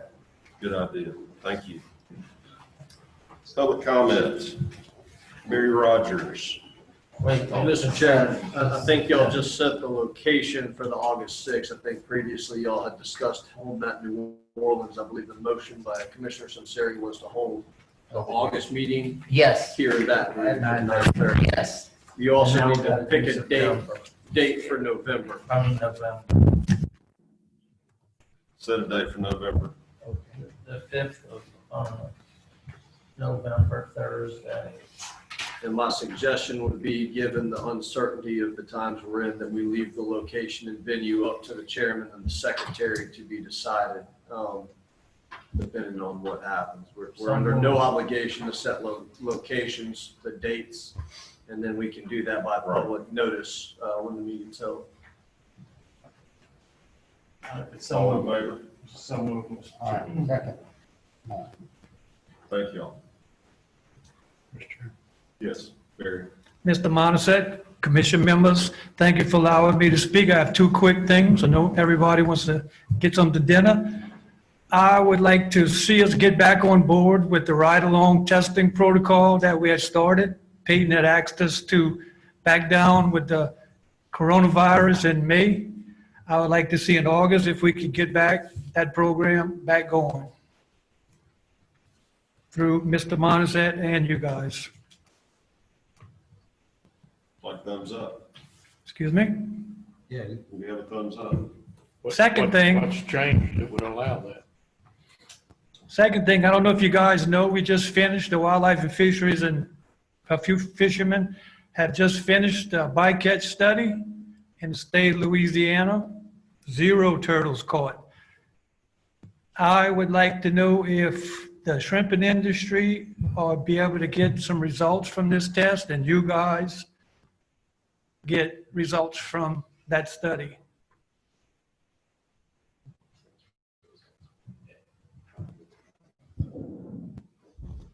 We'll be happy to present those results once we have a chance to analyze all of them. I recall that the data is just finished coming in, from what I understand. I was with the actual company that we hired to do that work last week, and I don't think that they've even analyzed the data yet. They're actually working for us on 2 different projects, not just the shrimp bycatch. So we'll be happy to give that that'd be great. publicly at the appropriate time. Thank you. Thank you, guys. Thank you, Mr. Rogers. Congratulations, Andrew. You're welcome. Motion adjourned. We have one more public comment, Mr. Coco.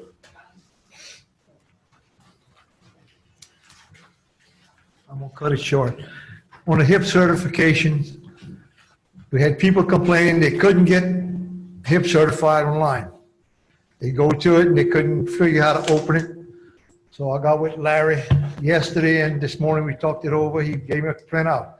It's a long process, actually. We always thought this would be like an app you just punch on and you could get HIP certified. It's not. They want to get as much information about you. In other words, you're going to be buying a hunting license. Just like you're buying a hunting license, you're going through the whole process. There's 9 parts of it right here, and each part, the 9 parts have about 4 or 5 parts each that you have to click on just to get HIP certification. And some of these people don't understand that. They want to know why I got a lifetime license. Why do I have to buy another license? But you have to go through the whole process to get your HIP certification. It seems to me they could have made something easier than that. It's an app you just could have punched on and got HIP certified. I'd like to understand the way Larry told me, they want everybody's information. Try to get an accurate count of how many hunters we got. It just makes a long process, and you can imagine some of the older people just don't agree with all this. So maybe next year if something comes up, you can cut it a lot shorter. Thank you, All Mr. right. Coco. Motion.